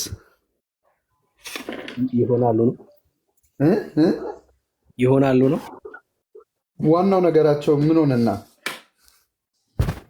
አባይ ኦርቶዶክሳውያን ደግሞ ከህይወታቸው ነው የምንማረው ይላሉ። ስለ መዳን አያስተምሩ? ስለ መዳን አያስተምሩ፣ ከህይወታቸው ነው የምንማረው። ለምሳሌ ስለ ኪሮስ ብናነሳ፣ ለምሳሌ ኪሮስ 70 ዓመት እንቅልፍ ወሰደውና ግንድ በቀለበት። አሁን ከዚህ ህይወት ነው የሚማሩት። 70 ዓመት በእንቅልፍ አሳለፈ። ከዛ አንገቱ ላይ እንደዛ ነው እንዲገድሉ። ብሩኪ ደግሞ ማታመጣው ነገር የለም። 70 ዓመት ታመጣው በጾም በጸሎት 70 ዓመት ቆየ ተኝቶና ከዛ ግንድ በቀለበት እና ሲነሳ ግንዱን ይዞት ተነሳ ማለት ነው። እና ትልቅ ግንድ 40 ሜትር የሚያክል ግንድ ይዞ ዞረ ሰውየው። እሺ አሁን ከዚህ ህይወት ነው የሚማሩት ማለት ነው። ሲጀመር ገድላት በዋናነት ሀሳባቸው ሰዎች የሚድንበትን መንገድ ማሳየት ነው። ካልተወሻሸን እና ካልተካካድን ገድላትና ድርሳናት ሰው እንዴት ይድናል የሚለውን የሚያሳዩ መጽሐፍት ናቸው። ይሄን የካዱ ነው። ከህይወታቸው ነው የምንማረው ስላሉ ነው። አሁን እንግዲህ አስበዋል። 70 ዓመት እንቅልፋም የሆነ ሰውዬ ህይወቱን ሲማር እንቅልፋም የመሆን እቅድ ስላለው ነው ማለት ነው። ከዚህ በስተቀር እቅዳለኝ ነው። እንደውም እግዚአብሔርን ለመምሰልና ለማደግ ምንም የማይጠቅሙ መጽሐፍት እኮ ናቸው። ትናንትና የክርስቶስ ሰምራን ገድል እያነበብን ነበር። ትዝ ይላል ብሩኬና ክርስቶስ ሰምራ ኢየሱስ ክርስቶስ ሰምራ ጋር መጣና በቃ እኔ የማርያምን ጡት እንደጠባው አንቺም ትጠቢያለሽ አላት ማለት ነው። ከዛ ክርስቶስ ሰምራ ምን ብትል ጥሩ ነው? ማርያም ምን አለች ቢል ጥሩ ነው መጽሐፉ? ክርስቶስ ሰምራማ ከኔ ይልቅ ሚካኤልን ነው የምትወደው አለች። ከዛ በኋላ መጣችና ማርያም ትላንት እያነበብነው ነበር፣ አውጥቼው ነበር መጽሐፉን እያነበብን ነበር እና ማርያም ክርስቶስ ሰምራን ጡቷን አስጠባቻት። ያኔ ደስ ብሏት ተመለሰች ይላል። አሁን ከዚህ ምንድን ነው የምትማረው? ክርስቶስን ለመምሰል እና ለማደግ። አሁን ይሄ ምንድን ነው የሚያስተምረው? አንዳንድ ሰዎች እንዴት ህሊናቸውን ሸጠው እንደሚኖሩ ጌታን ነው ባይበላስ ቢቀር ማለት ይሄ ነው። የምሬን እኮ ነው። ጌታን ማለት በእግዚአብሔር ቃል ላይ ዋስተምር ያው ቡዜን ተቀበለው። አይ ከህይወታቸው ነው የምንማረው ያለው እሱ ስለሆነ ቡዜን ተቀበለው። ከጎን ያለው ቡዜ እንዴት ነህ? እግዚአብሔር ይመስገን። አንድ ጊዜ ብሩክን ላመሰግነው እፈልጋለሁ እና ብሩክ ብዙ ጊዜ ስርዓት ይዞ የሚያወራ እና ረጋ ባለ መንፈስ በእውነት በጣም ደስ ይላል። ምንም ይሁን ምን ወንድማማቾች ነን እና ረጋ ባለ መንፈስ ነው የሚያወራ። ሌሎቻችሁ ግን በተለይ እነ ዳኒ እውነት ወቅሳቸዋለሁ። ብዙ ጊዜ ውጣ ውጣ ነገር ምናምን ነገር የሚሉት በስርዓት አስተምራችሁ። ሶሪ በጣም እዚህም በአንድ አይነት መንፈስ ነው የሚያወራው። የምናገለግለውም አንድ መንግስት ነውና በቃ ሀሳቡ ላይ ብቻ እንቆይ። እሺ ተባረክ። ከኤርሚ ጋር ቀጥሉ። እሺ ይሁን። እሺ አንተ ካልክሽ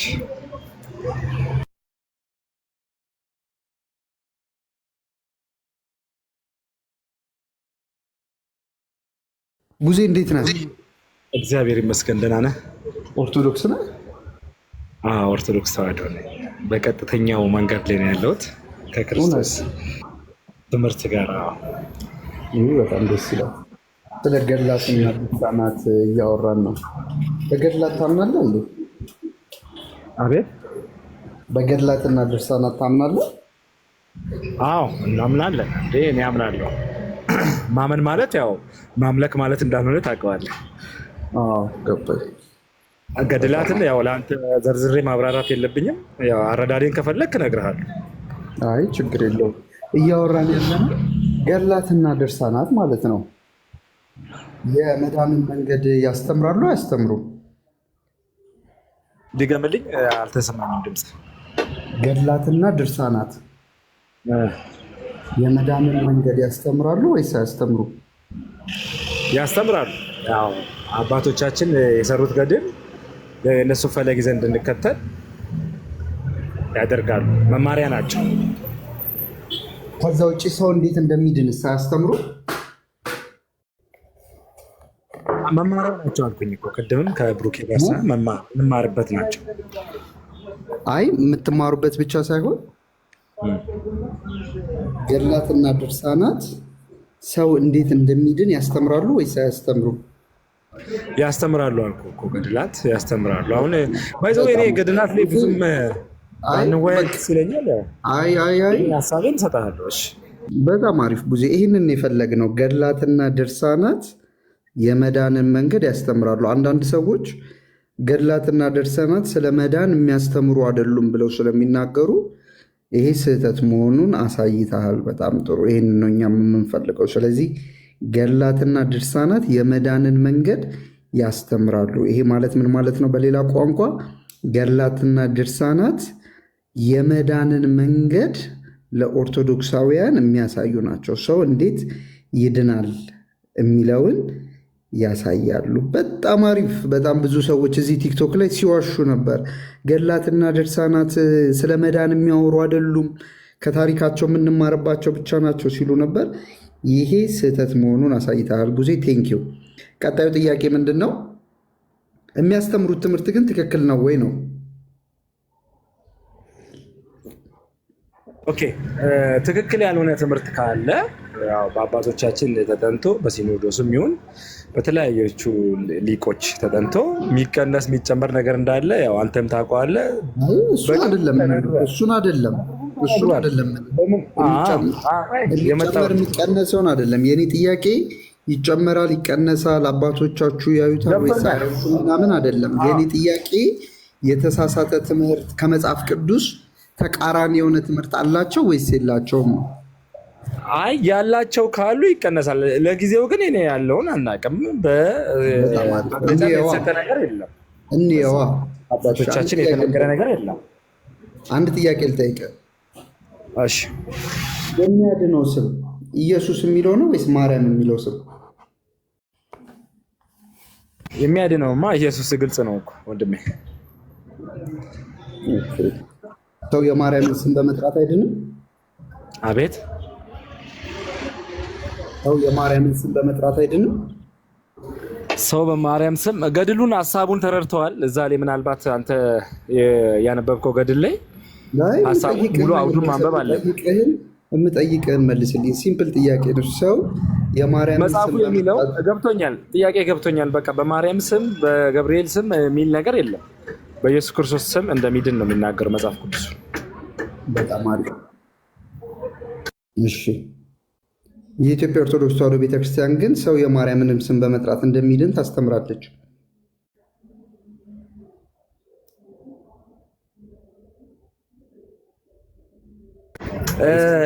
ስህተት ካለ ይቀነሳል፣ ይጨምራል። እየሰማህ ነው መሰለኝ ኤርሚ። ያን ግንዛቤ ውስጥ ብታስገባልኝ ደስ ይላል። የኔ ጥያቄ ይጨምራል ይቀነሳል አይደለም። ገድላት የሃይማኖት መከራከሪያም አይደሉም። አሁን ሃይማኖታችን ላይ ካልን ጊዜ የምጠይቅህና የምታወራው አይገናኝም። ለወደፊት ይጨምራሉ ይቀነሳሉ ትከራከሩባቸዋላችሁ አትከራከሩባቸውም አይደለም የኛ ሀሳብ። እኔ እየጠየቅኩ ያለሁት አሁን እጃችሁ ላይ ይዛችሁ በቤተ ክርስቲያናችሁ ውስጥ በየቀኑ የምታነቧቸው መጽሐፍቶች የመዳንን መንገድ ያስተምራሉ። የሚያስተምሩት የመዳን መንገድ ግን ከመጽሐፍ ቅዱስ ተቃራኒ ነው። ስለዚህ አንድ ለናሙና አነሳን። ሰው የሚድነው በማርያም ስም ነው ወይስ በኢየሱስ ስም ነው አልኩ። አንተ ደግሞ በኢየሱስ ስም ነው የሚድነው አልከኝ። እስኪ በማርያም ስም የሚለውን አሳየኝ። የሚድነው በማርያም ስም አሳየኝና እንወያይበት። በጣም አሪፍ። ይኸው ድርሳነ ኪዳነ ምሕረት እየታየ ነው። እያየው ነው። ቀጥል። ማንበብ ግን አልችልም። ማንበብ እንዳትለኝ ማለት ማንበብ አለመቻል ሳይሆን ያለውበት ቦታ አይመችም። ኦኬ፣ እኔ አነብልሃለሁ። ምንም ችግር የለውም። እኔ አነብልሃለሁ። ወዳጆች የምትሆኑ ደስ የሚያሰኝ ይህንን ድንቅ ኪዳን ቸርነትና በጎነትን ሁሉ የያዘ ጌታ በሰማይና በምድር ያለ ሁሉ ስሟን በመጥራት ይድን ዘንድ የሰጣትን ድንቅ የሚሆን መሐላን ታዩ ዘንድ እዩ። በጎ ስራ ሳይሰሩ ሕግጋቱን ሳይጠብቁ መዳን የእሱ ፍርድ ምን ይረቅ። ሰው እንዴት ነው የሚድነው? ስሟን በመጥራት ይድን ዘንድ የሰጣትን ድንቅ መሐላ ታዩ ዘንድ ኑ። እሺ ብዙ ሰው የማርያምን ስም በመጥራት ይድናል? ኤርሚያስ አሁን እንግዲህ አውዱን መጽሐፉን ላስነብብ ነው ሙሉ ማለት ነው። እኔ አሁን መጽሐፍ እንደዚህ ቆርጠ አንብበ ምናምን ይሄ እንደዚህ አይነት ነገር አልቀበልም። ካነበብኩልህማ እንደውም በጣም ነው የምታፍረው። ይሄው ከፍ ልበልልህ። አይ ከፍ ዝቅ በልልኝ አይደለም። አይ ቆይ ዳኒ ካለ ርዕሱን ትንሽ ወደ ጎን ምናምን አድርግልኝ። አይ ችግር የለውም። እኔ ሙሉን ማንበብ አለብኝ። በጣም አሪፍ መጽሐፉን ሙሉ ማንበብ አለብኝ። ቴንክ ዩ። ቆይ አንዴ ቡዜ አንዴ። እሺ ይኸው ተመልከት። ሴት ልጁንና ወንድ ልጁን በእኔ ስም የጠራውን እኔም በምከብርበት ቀን ምስጋና ያመሰገነውን አቤቱ ዓይን ያላየውን ጆሮ ያልሰማውን በሰው ልቦና ያልታሰበውን ዋጋ ስጠው። እሺ ሰው ልጁን በማርያም ስም ስለሰየመ ይድናል?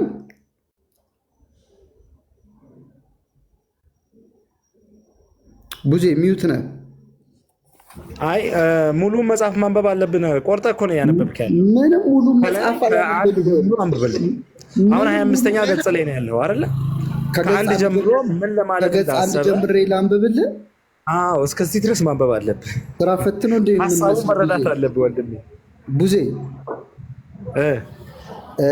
መመለስና መወያየት የማትችል ከሆነ ትወርድና ሌሎች ኦርቶዶክሳውያን ይገባሉ። ከገጽ አንድ ጀምሮ አንብብ አትበለኝ። ይኸው እየጻፍኩልህ ነው። በእኔ ስም አውዱን መረዳት አለብህ። ቆርጣ አንብበህ ምን ለማለት እንደተፈለገ እየጠየቁ ነው። ይሄ ነው ማለት አልችልም። ቆይ ዝም በል። ሴት ልጁንና ወንድ ልጁን በእኔ ስም የጠራውን እኔ በምከብርበት ቀን ምስጋና ያመሰገነውን አቤቱ ዓይን ያለው ያላየውን ጆሮ ያልሰማውን በሰው ልቦና ያልታሰበውን በጎ ዋጋ ስጠው። ምንድን ነው ይሄ በጎ ዋጋ? ወረድ ብሎ ደግሞ በማን ስም? በማርያም ስም ይኸው። አቤት የማርያምን ስም በመጥራት ይድናል። እዚህ ጋር ደግሞ በማርያም ስም ይላል። እዚህ ጋር በማርያም ስም ይላል። ምንድን ነው መጽሐፉ? ይሁና መጽሐፉን አይደለም ማየት አለብህ ወንድሜ። ለዛ እኮ ነው ሙሉ ማንበብ አለብህ ምለው። ምንድን ነው መጽሐፉ? መጀመሪያ መጽሐፉማ የካቲት ድርሳነ ኪዳነ ምሕረት ይላል እዚህ ላይ ግን ወንድሜ ይኸውልህ የሰማኸኝ ከሆነ አውዱን አንብበው። እዚህ ጋር ቆርጠ ማንበብ አሁን እኮ የተጻፈውና አንተ ብትለኝ አንድ ላይ ሆን ይችላል። ስለማን ነው እያወራ ያለ? ሲምፕል ጥያቄ ልጠይቅህ። ሰው የሚድንበትን ቃል ኪዳን ኢየሱስ ለማርያም ገብቶላታል ወይስ አልገባላት? ገብቶላታል። በቃ ለምን ትከራከራለህ? እዚህ ጋር ያለ ያነበብክ ያለው ግን ትክክል አይደለም እኮ። ስለማን ነው እያወራ ያለው ልትነግረኝ አልቻልክም። አንተም ስለማን ነው እያወራ ያለው? ርዕሱን አታሳየኝ፣ የመጽሐፉን ርዕስ አታሳየኝ። ማንና ማን እያወራ ነው?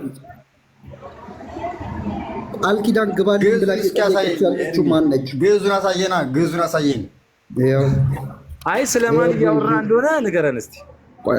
ከየት ጀምሮ ነው ያለ? ሌላ የገባው ሰው ዝም በል፣ ሚዩት አድርግ። ይኸው ግዕዙ፣ ግዕዙን ማሳየት አለብህ። አማርኛውን ብቻ አይደለም። ይኸው እሺ፣ ማንበብ ትችላለህ ግዕዝ ወዳጄ? ግዕዙን አሳየኝ።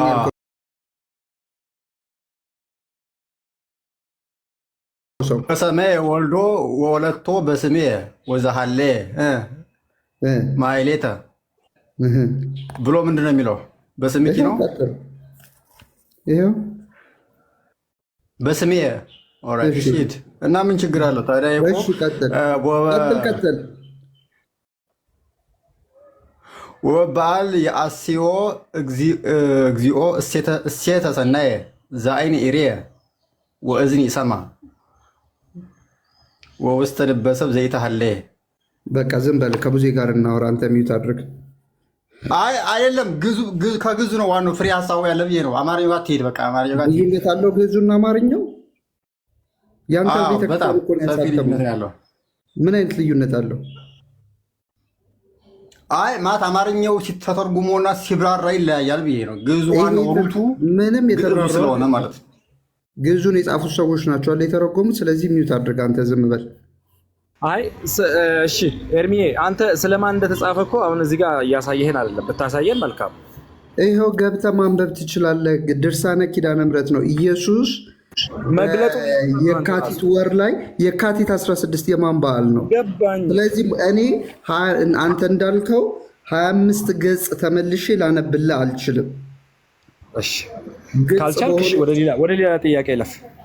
ወደ ሌላ ጥያቄ አላልፍም እንጂ ለምንድን ነው ወደ ሌላ ጥያቄ የማልፈው? ኢየሱስ ክርስቶስ ለምን ወደ ሌላ ጥያቄ እንደምታልፍ ልንገርህ።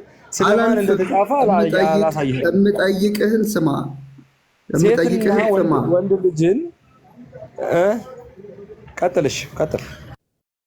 የምጠይቅህን ስማ። ኢየሱስ ክርስቶስ ማርያም ጋር መጣና፣ ቆይሽ አንድ ጊዜ ይኸው ይታያል። ገጽ 24 ይታያል አይደል? የብርሃን እናቱ በድንጋሌ ሥጋ በድንጋሌ ነፍስ የጸናች ክብርት እመቤታችን እንዲህ ብላ በለመነች ጊዜ ጌታችን ኢየሱስ ክርስቶስ ወደ እሷ ወረደ፣ መላእክትም ወረዱ። ከዛ እናቴ ማርያም ወይ ምን ላድርግልሽ ብሎ ጠየቃት። እሷም ይኸው የጠየቃትን የምትጠይቃቸው ጥያቄዎች ሁሉ እዚህ ጋር ተዘርዝረውልሃል። ይኸው አሁንም ልመኔን አድምጥ። ተስካሬን የሚያደርግ ቤተ ክርስቲያን በስሜ የሚሰራ በስሜ ታረዘ የሚያለብስ ዩሲ የሚያጠጣ ብላ እየለመነች መታ። እዚህ ጋር ምን አለችው? ሴት ልጁና ወንድ ልጁን በስሜ ጠራውን፣ እኔንም በምከብርበት ቀን ምስጋና ያመሰገነውን አቤቱ ዓይን ያላየውን ጆሮ ያልሰማውን በልቦና ያልታሰበውን በጎ ዋጋ ስጠው። ገባ? ካሁን ቡዜ ማይክን አንሳው። እያነበብኩት ነው። ቆይ እያንቀሳቀስ ስለሆነ አልተረዳሁትም። ይኸው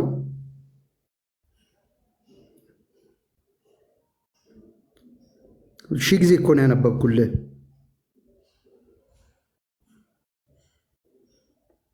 እሺ አንብበህ ጨርሰሃል።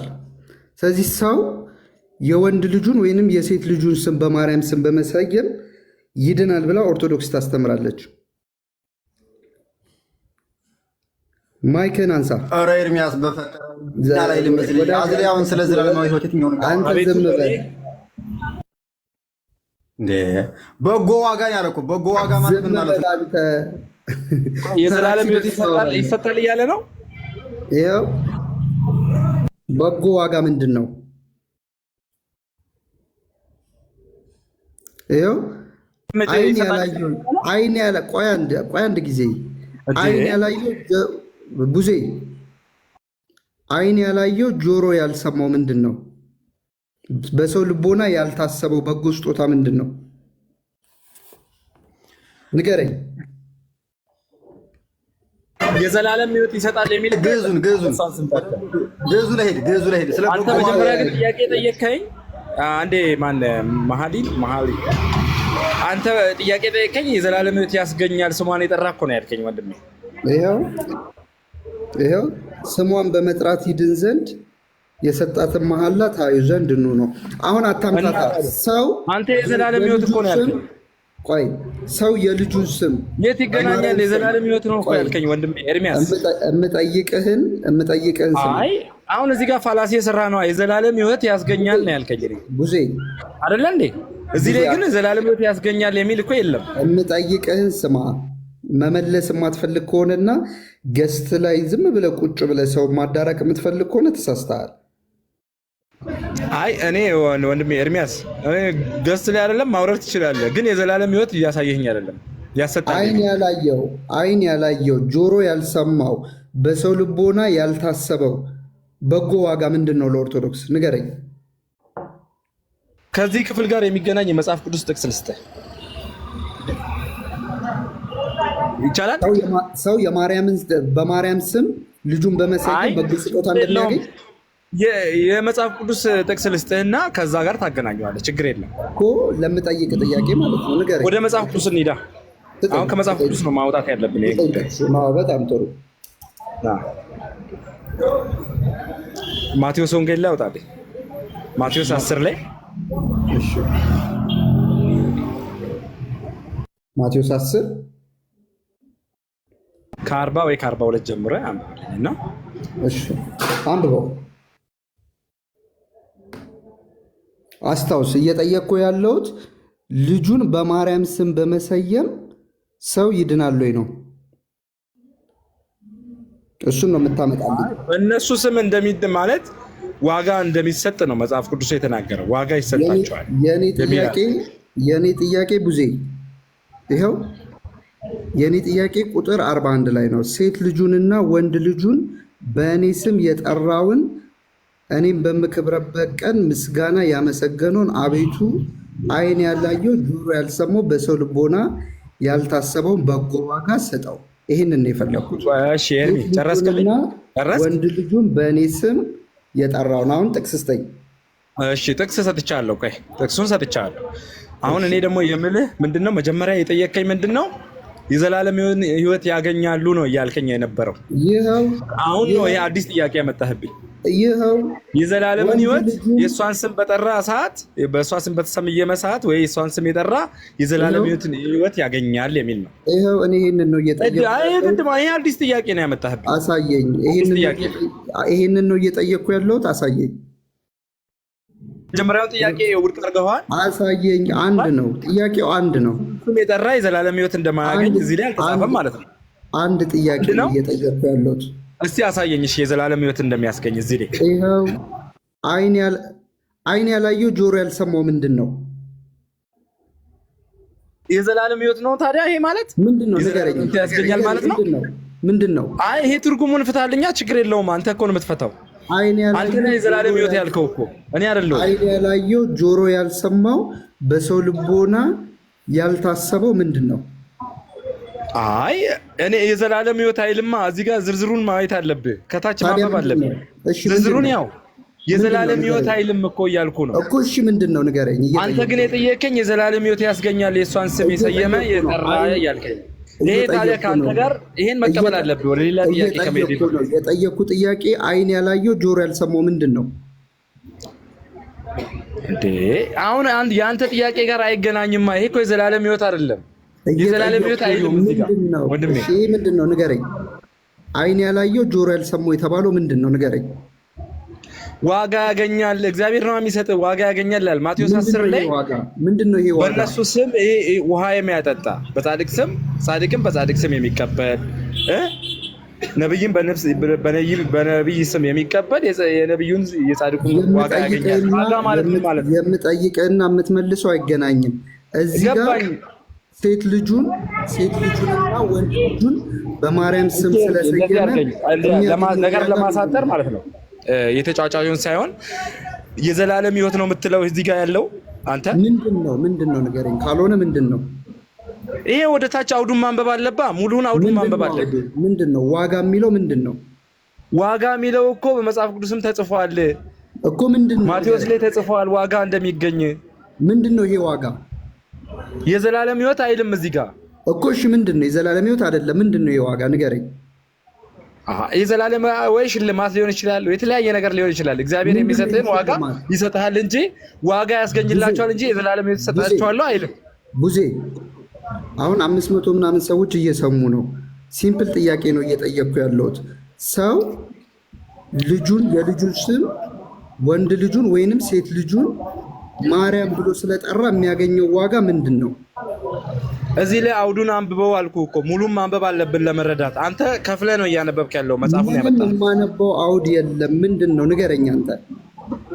አውዱን ማንበብ አለብኝ መጽሐፉ ላይ ያለውን በቃ እኮ ምንድን ነው ይሄን ነገር ለመግለጽ አውዱን ግዴታ ማንበብ አለብን። አንተ ደግሞ ማንበብ የምትችል ከሆነ ወደ ታች አንብበህ ተመለስ። እሺ ይቻላል፣ ግን የዘላለም ሕይወት የሚል የለም እዚህ ላይ። ይሄን አስረድቻለሁ። አንተም ዋሽታል። ጥያቄ ከመውጣት በፊት ሰው እየሰማው ነው። ሰው የልጁን የወንድ ልጁን ወይንም የሴት ልጁን ስም ማርያም ብሎ በመጥራቱ የሚያገኘው በረከት አለ። እዚህ ላይ ያለውን እኮ አውዱን አንብብልኝ። በቃ ሙሉ አሁን እኮ እያነበብክ አይደለም። ለዛ አንተ ከፊል ነው እያነበብክ ያለው። በቃ ሂድ። ለዛ ዋሽታል። አንተ የምታነበውም የምትረዳውም የምትመልሰው መልስ የለህም። እሺ እኔ ግን አንድ ጥያቄ ከፕሮቴስታንት ልጠይቅሽ። እኔ አልተረዳውም። እሺ ችግር የለውም እኮ አልተረዳውም። አውድ በማለት ጊዜህን በላው። ይኸውላችሁ ወዳጆች ቃሉ የሚለው በግልጽ ነው። ሴት ልጁንና ወንድ ልጁን ሴት ልጁንና ወንድ ልጁን በእኔ ስም የጠራውን እኔም በምከብርበት ቀን ምስጋና ያመሰገነውን አቤቱ ዓይን ያላየውን ጆሮ ያልሰማውን በሰው ልቦና ያልታሰበውን በጎ ስጠው። ጌታ ኢየሱስ ክርስቶስ በሌላ ወንጌል ላይ ሲናገር ትዝ ይላችኋል። እግዚአብሔር አምላክ ለወዳጆቹ ያዘጋጀው ብሎ ዓይን ያላየው ጆሮ ያልሰማው እግዚአብሔር ለምርጦቹና ለቅዱሳኖቹ ያዘጋጀው ያ የዘላለም ሕይወት፣ ይህንን የዘላለም ሕይወት ወይንም ደግሞ ሰዎች በመጨረሻ የሚወርሱትን ይህንን የዘላለም ሕይወት ማግኛው መንገዱ ልጅህን ወንድ ልጅህን ወይንም ሴት ልጅህን ማርያም ብለህ መጥራት ነው ካንተ የሚጠበቅብህ። የወንድ ልጅህን ወይ የሴት ልጅህን ስም ማርያም ብለህ ከጠራ የዘላለም ሕይወት ታገኛለህ። በኦርቶዶክስ አስተምህሮ።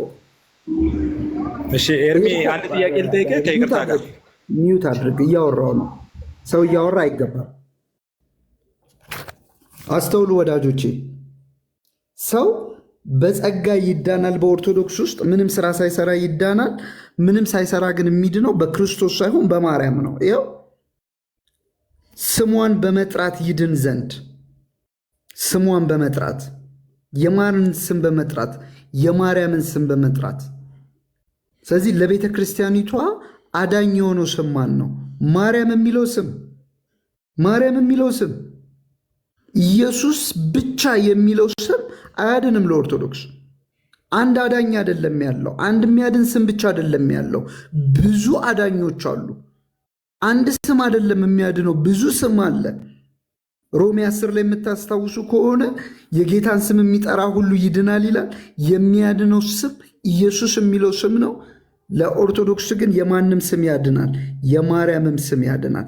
ስሟን በመጥራት ይድን ዘንድ የማርያምን ስም በመጥራት ይድን ዘንድ። እንደዚህ አይነት መጽሐፍ ሰው ተሸክሞ ገድላትና ድርሳናት ስለ መዳን አያስተምሩም ሲል ሰው አያፍርም እንዴ? ለምንድን ነው ለቲክቶክና ለዝና ብቻ የምትኖሩት? ለምንድን ነው ላይክና ሼር የሚያስጨንቃችሁ? ለምንድን ነው ለእናንተ ትልቁ ነገር የፎሎወር መብዛትና እገሌ እኮ ኦርቶዶክሳዊ መምህር ነው ተብሎ መጨብጨብ ለእናንተ ትልቅ ኢሹ የሆነው ለምንድን ነው?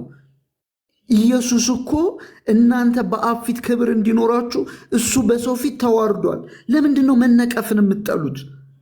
ለምንድን ነው ስለ እውነት ተናግሮ ዋጋ መክፈልን የምትፈሩት? ለምንድን ነው? መጽሐፍቶች እኮ የመዳን መንገድን ነው የሚያስተምሩት። ይኸው ስሟን በመጥራት ይድን ዘንድ። ከዚህ በላይ የመዳን ትምህርት ከወዴት አለ? ይህ አሁን ለህይወት ምንድን ነው የሚያስተምረው እንዴ? ለምንድን ነው የምትዋሹት? እኛ መጽሐፍቶቹን እግዚአብሔርን ለመምሰል ብቻ የምንማርባቸው ናቸው እያላችሁ ለምንድን ነው በእግዚአብሔር ቃል ላይ የምትዋሹት? ስለ መዳን የሚያስተምሩ መጽሐፍት ናቸው። ስለ መዳን የሚያስተምሩ መጽሐፍት ናቸው። ሰው እንዴት ይድናል የሚለውን ነገር በትክክል ይናገራሉ። ጥፋታቸው በማን እንደሚድን ግን አይናገሩም። የማያድነውን አዳኝ ይላሉ። ማርያም የሚለው ስም አዳኝ ሆኖ አይተናናቅም። እግዚአብሔር ከሰማይ ለሰው ልጆች የሰጠው የሚያድን ስም ማርያም የሚለውን አይደለም። ይኸው ለቤተ ክርስቲያኒቷ ግን ማርያም የሚለው ስም ያድናል። ማርያም የሚለው ስም ብቻ መሰለህ እንዴ? አንተ ራሱ ልጅህን ማርያም ብለህ ከሰየምካት ትድናለህ። ደግሞ ሴት ልጅህን ብቻ አይደለም እኮ ወንድ ልጅህን ራሱ ማርያም ብትለው ትድናለህ። ከእንደዚህ አይነት ድቅድቅ ጨለማ ውጡ። ከእንደዚህ አይነት የሞት መንገድ ውጡ። የመዳንን መንገድ የምታጣምሙ እናንተ ክፉ አስተማሪዎች እግዚአብሔር ይፈርድባቸዋል። በእውነት ነው የምላችሁ፣ ተመለሱ። የመዳንን መንገድ አታጣሙ። እነዚህ መጽሐፍቶች ስለ መዳን የሚያስተምሩ ወንጌልን የሚቃወሙ አሳፋሪ መጽሐፍት ናቸው። የኢየሱስን ደም ከንቱ የሚያደርጉ መስቀል ላይ የተሰራውን ስራ ከንቱ የሚያደርጉ ስለ መዳን የሚያወሩ መንገዶች ናቸው። ስለዚህ ገድላትና ድርሳናት ስለ መዳን የሚያስተምሩ ለኦርቶዶክሳውያን የመዳንን መንገድ የሚያሳዩ ናቸው። ይኸው አሳዩዋችሁ እኮ ሰው እኔ ልቀጥል። በማርያም ስም ቤተ ክርስቲያንን ቢሰራ እንኳን የዘላለም ሕይወትን ያገኛል። ይኸው አምላክን በወለደች በድንጋሌ ሥጋ በድንጋሌ ነፍስ የጸናች ክብርት እመቤታችን ልጇ ወዳጇ ደህንነቴን የምታደርግልኝ ልጄ ወዳጄ አለኝታዬ ብላ ጠየቀችው። ምን ብላ ጠየቀችው? ተስካሬን የሚያደርግ በስሜ ቤተ ክርስቲያን የሚሰራ ይኸው የዘላለምን ሕይወት ስጠው፣ ዓይን ያላየውን ጆሮ ያልሰማውን አለችው። እንዴት ነው ለገድላትና ለድርሳናት የመዳንን መንገድ አያስተምሩም ብላችሁ ደፍራችሁ የምትናገሩት? የመዳንን መንገድ ያስተምራሉ። የሚያስተምሩት የመዳን መንገድ ግን አሳፋሪ ነው። የሚያስተምሩት የመዳን መንገድ ግን ከመጽሐፍ ቅዱስ ተቃራኒ ነው። የሚያስተምሩት የመዳን መንገድ ግን እንደ እግዚአብሔር ቃል ያልሆነ ነው። ስለዚህ አትዋሹ። የመዳንን መንገድ አያስተምሩም እያላችሁ አትዋሹ። ሲሆን ልታቃጥሏቸው የሚገቡ መጽሐፍት ናቸው። እንዲህ ልትሸከሟቸው የሚገቡ አልነበሩ። ልታቃጥሏቸው፣ አውጥታችሁ ልትጥሏቸው የሚገቡ መጽሐፍት ናቸው። እነዚህ መጽሐፍት እኮ የጌታ የኢየሱስ ክርስቶስን አዳኝነት ለፍጡር የሰጡ ናቸው። ለፍጡር እንዴ! እናንተ ታውቃላችሁ አይደለ? ከማርያም ውጪ ሌላ አዳኝ የለም ተብሎ እኮ ነው የሚታመነው። በኪዳነ ምሕረት ዙሪያ ላይማ የሚነገሩት ነገሮች እንዴት አሳፋሪ እንደሆኑ። ከማርያም ውጪ የሚያድን የለም፣ ከአንቺ ውጪ የሚያድን የለም ብለው እኮ ነው የሚናገሩት። መልካ ኪዳነ ምሕረትን ሄዳችሁ ማየት ትችላላችሁ። ያለ አንቺ የሚያድን የለም። ታማልጃለሽም እኮ አይደለም። ቆይ አንድ ጊዜ ላሳያችሁማ ምን አይነት አሳፋሪ እንደሆነ አንድ ጊዜ ላሳያችሁ። መልካ ኪዳነ ምሕረት እዩት። እመቤቴ ኪዳነ ምሕረት ሆይ በታላቅ አዳራሽ ውስጥ ከሁለት አንጻር ተተክለው እንደሚያበሩ የቀንዲል መብራቶች ለተመሰሉ ዓይኖችሽ ሰላምታ ይገባል። በነገራችን ላይ መልካ ኪዳነ ምሕረት ማርያምን ከራስ ፀጉሯ እስከ እግር ጥፍሯ እያነሳሳ የሚያመልክ መጽሐፍ ነው። የሚያመልክ ሊትራሊ የሚያመልክ ከላይ እስከታች እያንዳንድ አካሏን እየጠራ እያመሰገንክ አላመልክም ካልከኝ ታስቀኛለህ። ከዛ ምን እንደሚል ላሳያችሁማ። በጌታ ይህንን ተመልከቱትማ። የቃል ኪዳኗ እመቤት ሆይ የይቅርታና የርኅራኄ መገኛ አንቺ ነሽና በቃል ኪዳንሽ ከጥፋት ሁሉ አድኝኝ። ከዛ ምን እንደሚል አይታችሁታል። ያለ አንቺ ማዳን የሚቻለው የለምና። በስመ አብ። ከእንደዚህ አይነት አሳፋሪ መጽሐፍ እኮ የገላገለን እግዚአብሔር ብሩክ ነው። እንደዚህ አይነት መጽሐፍ ይዘህ እነዚህ መጽሐፎች ስለ መዳን አያወሩም ትላለህ? በስመ አብ። ስለ መዳን አያስተምሩም ትላለህ? ኤርሚሽ፣ እኔ ጥያቄ አለኝ። እያወራው ነው፣ ሚዩት አድርገው። ወዳጆቼ ምን እንደሚል ታያላችሁ። በቃል ኪዳንሽ ከጥፋት ሁሉ አድኝኝ፣ ያላንቺ ማዳን የሚቻለው የለምና። ማርያም ትመለካለች የምንለው በምክንያት ነው። ማርያም ትመለካለች የምንለው በምክንያት ነው። እዛ ቤት ማርያም አማላጅ ብቻ ሳትሆን አዳኝም ጭምር ነች፣ የምታድን። ከዛስ ምንድን ነው የሚገርመው ነገር? ብቻዋን ነው የምታድነው። ያለ እሷ ማዳን የሚችል የለም። ለኦርቶዶክስ ያለ ማርያም ማዳን የሚችል የለም። በስመ አብ! እነዚህ እኮ የኦርቶዶክስ መጽሐፎች ናቸው። ይህ እኮ በዜማ የሚጮህ ነው። አንተ ዜማ ስለማታቅ እኮ ነው። አንተ እኮ ግዕዝ ስለማታቅ ነው እንጂ እኮ የሚባለው እኮ ይሄ ነው። የሚወራው እኮ ይሄ ነው።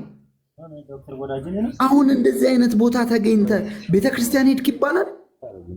የኢየሱስ ክርስቶስን አዳኝነት የኢየሱስ ክርስቶስን ጌትነት እየተካደ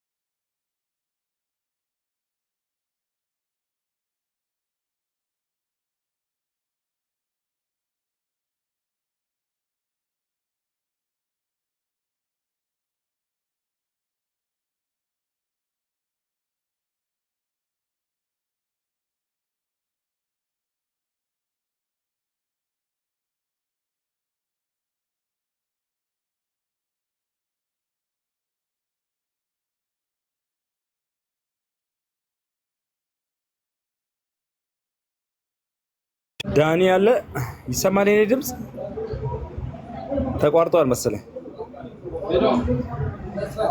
ዳኒ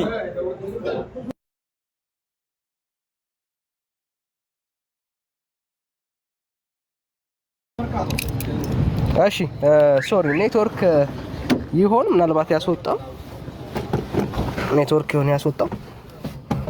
እሺ ኤርምሻ ኔትወርክ ይሆን ያስወጣው? ምናልባት ኤርሚናው ኔትወርክ ይሆናል ያስወጣው። እሺ ጸጋ ይብዛላችሁ፣ ተባረኩ። ስለዚህ ቡዜ ምንድነው ሐሳብ? ገድላትና ተአምራት ቤተክርስቲያን ውስጥ ያሉት አቡነ መጽሐፍት ማንበብ አለብን፣ የኔ ሐሳብ ማለት ነውና አንድ ሁለት ጥያቄ ልጠይቅና ብለህ ብዙ ጊዜ መጠየቅ ፈልጋለሁ። መጽሐፉን በሰፊው ታነባለህ? ምን መጽሐፉን በሰፊው ማንበብ ያስፈልጋል? መጠየቅ ጥያቄማ እንደዚህ እንትን አትገድበኝ ማለት እኔ በስርዓት ቁጭ ብዬ ለማር ስለ ገድላታችሁ ስለ ራሳችሁ ታሪክ ሲነበብ እኛ ውስጥ ሄዳችሁ ለምን ትደበቃለህ? አይደለም ለመደበቅ አይደለም እሱ አሳየን አይደለ? ኤርሚያስ አሳየን። ለመደበቅ ካልሆነ በቃ አንብበና ብራዘር፣ ችግር የለውም። ለመደበቅ አይደለም ዳኒ፣ ሌላ ሰው እስከሚገባ አንድ ቀላል ያለ ጥያቄ። ርዕስ አልቀይርም ብራዘር፣ አይዞህ ወዳጅ አይዞህ። አይ ስለ ድህነት እኮ ነው ያወራን ያለ አይደለም። ስለ ድህነት አንብበና ወዳጅ አንብበና ስለ ድህነት ነው። ከዛ እናወራለን። መልስ የለህም ስትመጣ መልስ የለህም ማለት ነው። አንተ መልስ ስለሌለ እኔማ መልስ ሰጥቼዋለሁ። ለቤተ ክርስቲያን ሰጥቼዋለሁ። አልሰጠውም ምንም መልስ። እሺ ካለ ተቀበል ካልተቀበልክ ችግር የለብኝም እኮ ታውቃለህ። ምንድነው የሰጠው መልስ ንገረኝ። ምንድነው የሰጠው? ችግር የለውም። እኔ ጥያቄን ልጠይቅ። ምንድነው የሰጠከው መልስ ብራዘር? እሺ የሰጠሁት መልስ ማቴዎስ ምዕራፍ 10 ላይ አውጣልኝ። ማቴዎስ ምዕራፍ 10 አወጣሁኝ። እሺ ምን 42 ከ42 ጀምሮ አንብበውና 42 ምን ይላል? በጻድቅ ስም ውሃ የሚያጠጣ የጻድቁን ዋጋ ያገኛል የሚል አለ። ዋጋው ምንድን ነው ንገረኝ። በጥያቄ ላይ ነው እሱ ዋጋ የሚለውን በማይታወቅ ግልጽ ባልሆነ ነገር ላይ አቤት ምንድን ነው እሱ? አንተ ራስህ ላይ ያመጣው የጻድቁ ዋጋ ምንድን ነው? አይ ዋጋ የሚለውን ቃል ምንድን ነው የጻድቁ ዋጋ? ምን አለ መሰለህ? ቆይ አልሰማህም ሊሆን ይችላል። ስለ ኤርሚያስ አይደለም አንተን ነው የጠየቅኩህ ወዳጅ። እኔ ለምን ጠይቀኛለህ? እኔ ጠየቅኩህ አንተን ነው ወዳጅ። ያንተ መልስ አይደል? ያንተ መልስ እንዴት አድርገህ ነው? እኔ እኮ ነኝ ጠያቂ አይደል እንዴ? ያንተ መልስ እንዴት አድርገህ ነው የምናወራው ወዳጅ? መልስ ሰጥቼዋለሁ እያልክ አይደለ? መልሱን እኮ የሰጠሁት ያንተን እኮ መልስ ሰምቼ ነው የምሰጠው አይደል እንዴ? ምን ችግር አለው? አንተ ማቴዎስ 10 የጠቀስከው ለራስ ለአንተ ለመልስ አይደለም። የማቴዎስ 10 የጠቀስከው አቤት ማቴዎስ 10 የጠቀስከው መልስ ይሆነኛል ብላል የጠቀስከው መልስ ይሆነኛል ብዬ ነው የጠየቅኩት። ያ ዋጋ የሚለው የዘላለም ሕይወት ነው የሚለውን እስቲ ማስረጃ ስጠኝ እያልኩ እኮ ነው። አንተ ነህ እንጂ የምታስበው እሱ ማስረጃ ሊሰጠኝ አልቻለም እኮ ማስረጃ ሊሰጠኝ አልቻለም እሱ። አንተ ላመጣው ብራዘር አንዴ አንተ ጋር የሆነ ድምጽ አለ። ሰው የሆነ ቦታ ላይ መጽሐፍ ቅዱሳዊ ጥቅስ ጠቅሶ ይሄ የጠቀሰው ጥቅስ መጽሐፍ ቅዱሳዊውን ያንን ማስረጃ ማብራራት ያለበት ራሱ ያመጣው ሰው ነው። አንተ ያመጣው ጥቅስ አንተ ራስህ ነህ። የጻድቁ ዋጋ እየሰየምክ ያለው አትደረብ። ገድል ላይ ያመጣውን እሱ ሐሳብ እኔ ምን አደረኩ መሰለህ ዳኒ? አንተ አልነበርክም። አትደረብ። አልገባህም፣ ሐሳቡ አልገባህም። አትደረብ። ገብቶኛል ብራዘር፣ ገብቶኛል። ስሟን በመጥራት የሚገኝ የዘላለም ሕይወት አለ ለሚለው ትምህርት ማስረጃ አለ? የዘላለም ሕይወት ያስገኛል የሚል እኮ እዛ ላይ መጽሐፉ ላይ አላሳየኝም ዳኒ። አለ ወይ? ለዛ እኔም የራሴን የሆነ የመጽሐፍ ቅዱሳዊ ጥቅስ ሰጠሁትና ዳኒ፣ አሁን አንተ በቦታው ስላልነበርክ ወይ አልሰማህም ይሆናል። የራሴን ጥቅስ ሰጠሁትና ይሄ የሚለው የዘላለም ሕይወት ነው ብዬ ጠየቅኩ። ስሟን በመጥራት የዘላለም ሕይወት አይገኝም ብለህ ታምናለህ? ይሄንን በለና ችግር የለም። እኔ ምን አይነት ድህነት ነው? የዘላለም ሕይወት የሚል እኮ አላሳየኝም እሱ ዳኒ። የዘላለም ሕይወት የሚል አላሳያችሁኝም። አውቀህ ነው የምትደረበው። ብዙ አይዞህ፣ ይሄው እድል ልስጥህ። እኔ ሪከርድ አድርጓት። እሺ እቺን ቃል ፕሊስ ሪከርድ አድርጓት። እኔ ውጪ ነኝ፣ መጽሐፍ ስላለ ነው፣ እኔ ስለማቅ ነው። ሪከርድ አድርጉት። አሁን የምልህን ነገር በትክክል መልስልኝ። ስሟን በመጥራት የሚገኝ የዘላለም ሕይወት ድነት የለም ብለህ ታምናለህ? በማርያም ስም ድነት እኮ የሚለው የዘላለም ሕይወት ነው የሚለው እኮ አምጣልኝ ማስረጃ። ድህነት ድህነት አይገኝም ብለህ ታምናለህ? ይድናል ታምናለህ? አንተ እንዳንተ ኦርቶዶክስ አሳየኛ እዛው መጽሐፍ ነው። ስለ አንተ ታምናለህ? ችግር የለም። አሁን ማስረጃ ታምናለህ ወይ? አዎ አላምንም ወይ አምናለሁ በል። ማስረጃ አምጣና ነው አምናለሁ አላምንም እልህ። እሺ አታቆም። አየሁ ቤተክርስቲያን ምን እንደምታስተምር ራሱ አታቆም ማለት ነው። አልፌ ያለው እሺ። አሁን በአጋጣሚ አንድ እጄ ላይ አንድ መጽሐፍ አለ። በደንብ ስማኝ። አንድ መጽሐፍ አለ እጄ ላይ በማስረጃ ላሳይ የምችለው። እሺ አንድ ኦርቶዶክሳዊ ኢየሱስ ክርስቶስን ክዶ ወይ ደግሞ ሲኦል ገብቶ በቅዱሳን በኩል ይድናል ወይስ አይድንም? እየጠበቅኩ ነው ያሉት። የኔን ጥያቄ መጀመሪያ መልስልኝ። ብዙ እየጠበቅኩ ነው ያሉት። ይድናል ወይስ አይድንም? ወዳጄ ልጠይቅ አይደለም እዚህ ቤት የገባው ልትመልስ ነው የገባው። መልስ ካለ ስጠኝ፣ ካለዛ ታጥቶ ነው። እኔ ራሴ መልሻለሁ። እኔ ስጠይቅ ደግሞ መመለስ አለብኝ። የዘመናት ተረትህን ማለት ነው። የዘመናት ተረትህን ኤርሚ በደንብ በትዕግስት አሳይቷል። የዘመናት ተረትህን በምንም ቢሆን ማለት ነው ማስረጃ የለም። የዘላለም ሕይወት የሚል የለም። ልታቆመው የሌለውን ደግሞ ከየትም ልታመጣ አትችልም ዳኒ። ኦልራይት የጠየቁት ጥያቄ መልስ አለ ቡዜ ወይስ ለታች ሆነ ታፕታፕ ሼር ታደርጋለህ? እንደሱ ነው ማየ መውጣት የምትችለው እንደሱ ነው። እንደሱ አፍረ ተሸማቀ ትኖራለህ እንጂ በወንጌል አማኞች ፊት ቆመ ቤተክርስቲያን ንጹህ እንደሆነች ለማስመሰል የምትችልበት ዘመን ግን አክትሞልሃል። አየ ራስን ልጠግንና ልታቆም የምትችለው በምንድን ነው? እሱ በተረት ኦኬ፣ የእግዚአብሔርን ቃል በመካድ ልታረገው የምትችለው እሱ ነው እንጂ ድፍረት ቢኖር ኖሮ አዎ ትል ነበር። በጣም ከንቱ ትምህርት አይደል ቤተክርስቲያን ውስጥ የሞላው።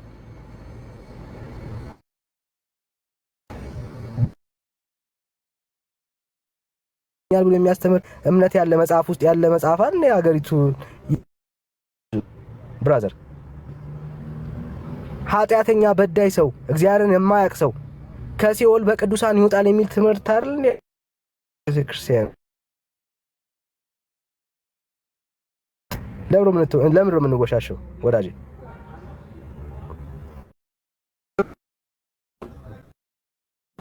መወሻሸት ለምን አስፈለገ? ቤተክርስቲያኒቷን እንደማናቃት አክት አታድርጉ። ኦኬ፣ ቤተክርስቲያኒቷን እንደማናቃት አክት አታድርጉ። ካንተ በላይ ቤተክርስቲያኒቷን እናቃታለን። ካንተ በላይ ማለት ነው። ካንተ በላይ እደግመዋለሁ፣ ከናንተ በላይ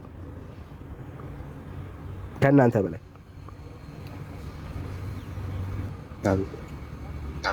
እሺ ከየት ቤተ እምነት ከየት ቤተ እምነት ብራዘር?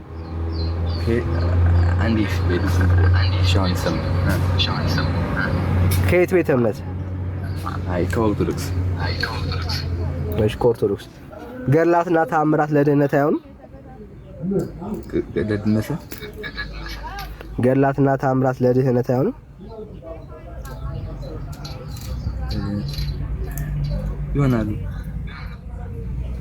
ይሆናሉ። እሺ በጣም ደስ ይላል። ያንተ ደስ ይላል፣ ቢያንስ ያንተ ደስ ይላል፣ ይሆናሉ። ስለዚህ ታምንባቸዋለህ ማለት ነው፣ አታፍርባቸውም? ኦኬ እሺ። አንተ አሁን በክርስቶስ ኢየሱስ አምነህ ድነሃል? ያንን ማሰብ አይነም ወሰነ። እምነት ማለት ዝም ብሎ በማመን ብቻ አይደለም። ኦኬ ስራ ያስፈልገዋል? በቃ የሆነ ትክክለኛ እምነት ያስፈልገዋል። ትክክለኛ ኦኬ። ዝም ብሎ እምነት ማለት ተከታይ መሆን ብቻ አይደለም። ስራ የሌለው ሰው በኢየሱስ ስራ የሌለው ሰው ኃጢአተኛ የሆነ ሰው በኢየሱስ መዳን ይችላል? ኃጢአተኛ የሆነ ሰው በኢየሱስ መዳን ይችላል? በኢየሱስ ይድናል። ይድናል። የሚድናል? ይድናል። ስለዚህ ኦርቶዶክስ ያለ ምግባር ነው የሚዳነው ብላ ታስተምራለች እያልከን ያለው? ያለ ምግባር ነው የሚዳነው? ኦርቶዶክስ አይና ወዳጄ? አሁን ኦኬ። ታዲያ ኦርቶዶክስ ያለ ምግባር ይዳናል ብላ ታስተምራለች? ያለ ምግባር ይዳናል ብላ አታስተምርም። ስለዚህ አንድ ሰው ምግባር የሌለው ሰው በኦርቶዶክስ ይድናል ወይስ አይድንም? በኦርቶዶክስ ነው እንደዚህ እንኳን አይድንም፣ ግን በታሪክ የሰማነው ነው ምናምን እንጂ። ኦኬ። በጻድቃን በቅዱሳንስ ይዳናል ወይስ አይዳንም? በእነሱ ነው በቃ በእነሱ ቢሆን እኮ እንደሰራ ነው እንጂ በቃ የሚዳንበት አጋጣሚ የለም፣ የማይዳንበት አጋጣሚ የለም። እንደሰራ ነው። በእነሱም ትድናለህ እንደሰራ። አይ ስራ መጥፎ ቢሆን ትድናለህ ወይስ አትድንም? ብሩኬ ስራ መጥፎ ቢሆን አልድንም። አትድንም። እሺ አሁን እንዳንተ አይነት ምስኪን ወንድም አለ አይደል? እንዳንተ አይነት ምስኪን ሰዎች ማለት ነው። ኦኬ አሁን እናንተ በጣም ምስኪኖች ናችሁ።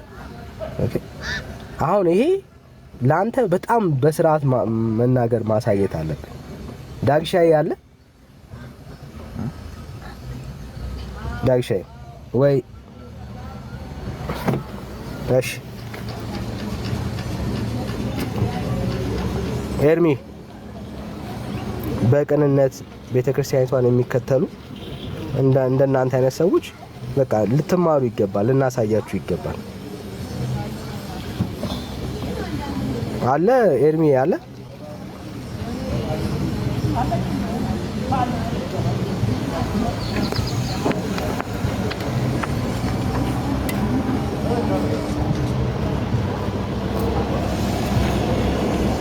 አለ ኤርሚ። እሺ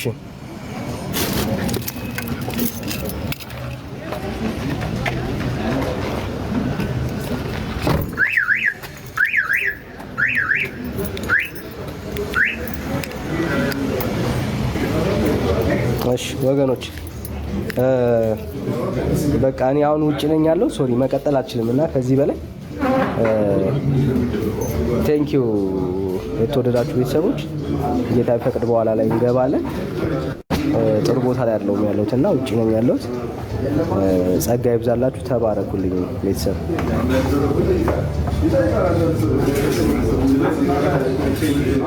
ጸጋ ይብዛላችሁ። ተባረኩ።